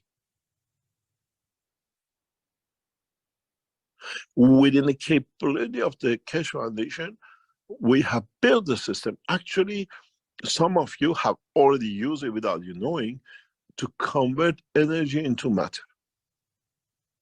But our knowledge seekers don't still understand it, so I have to take time. We built it last year. I built it 15 years ago.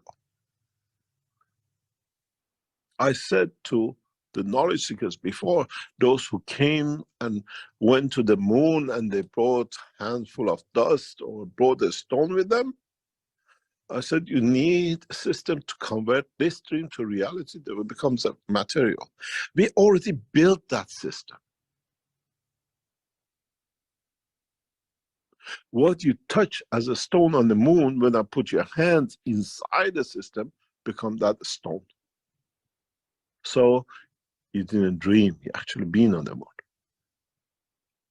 We done the reverse of this with Ali in Canada some years ago when the hand disappeared in the system. So it's not something we dream. It's our knowledge seekers have to understand the society when it's shown as we understand how can you bring a stone in your imagination, as you call it, you put it in the environment, it becomes that stone, and the scientists from Earth put a stone and say the stone is from Mars. It's come from Moon. We showed this to the Chinese military in 1 week of tests in China in past 5 weeks. So we're not talking about something that's going to happen.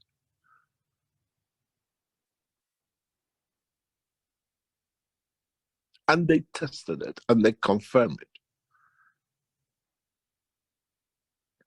So the knowledge is there. The man is not ready. I brought the car, but nobody knows how to drive a car. So the car is parked. And the key is in my pocket. Show me a driving license I can ride. The knowledge of the universe, I give the key to it.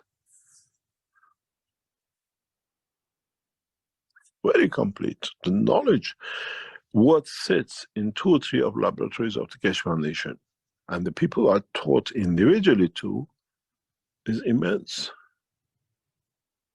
If the knowledge seekers were taught, are Iranian scientists in Iran defense technology, in the space development, release the knowledge they understood, America become a slave to Africans in the lack of knowledge. This is how advanced we are. But you're not ready. Then I become a magician and I promise I'll never do magic. I'll make you to understand the science of it.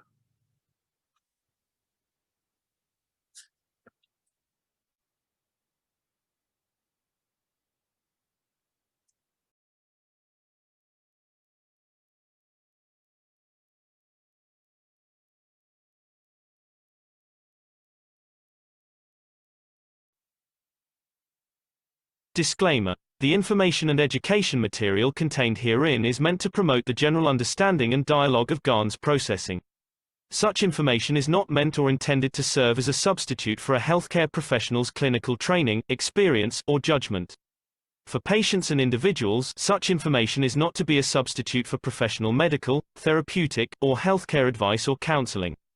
For medical issues or concerns, including decisions about medications and other treatments, readers, viewers, listeners should always consult their physician or, in serious cases, seek immediate assistance from emergency personnel. Prescription information, procedures, and use of medical devices information should be undertaken only by properly trained and certified medical personnel. We specifically disclaim any warranties, express or implied, including implied warranties of merchantability or fitness for a particular purpose. Such information is provided, as is, and is believed to be accurate at the time of its publishing, but it is the viewer's job to evaluate the accuracy of any information found in this presentation. Every case presented is of their own experience, applied by themselves for themselves, and it applies to their case only. Every person experiencing health problems should seek professional medical advice and consult their course of treatment with a doctor. The processes of plasma balancing described herein are a natural process which supports the body but does not replace medical advice or therapies one is already subject to.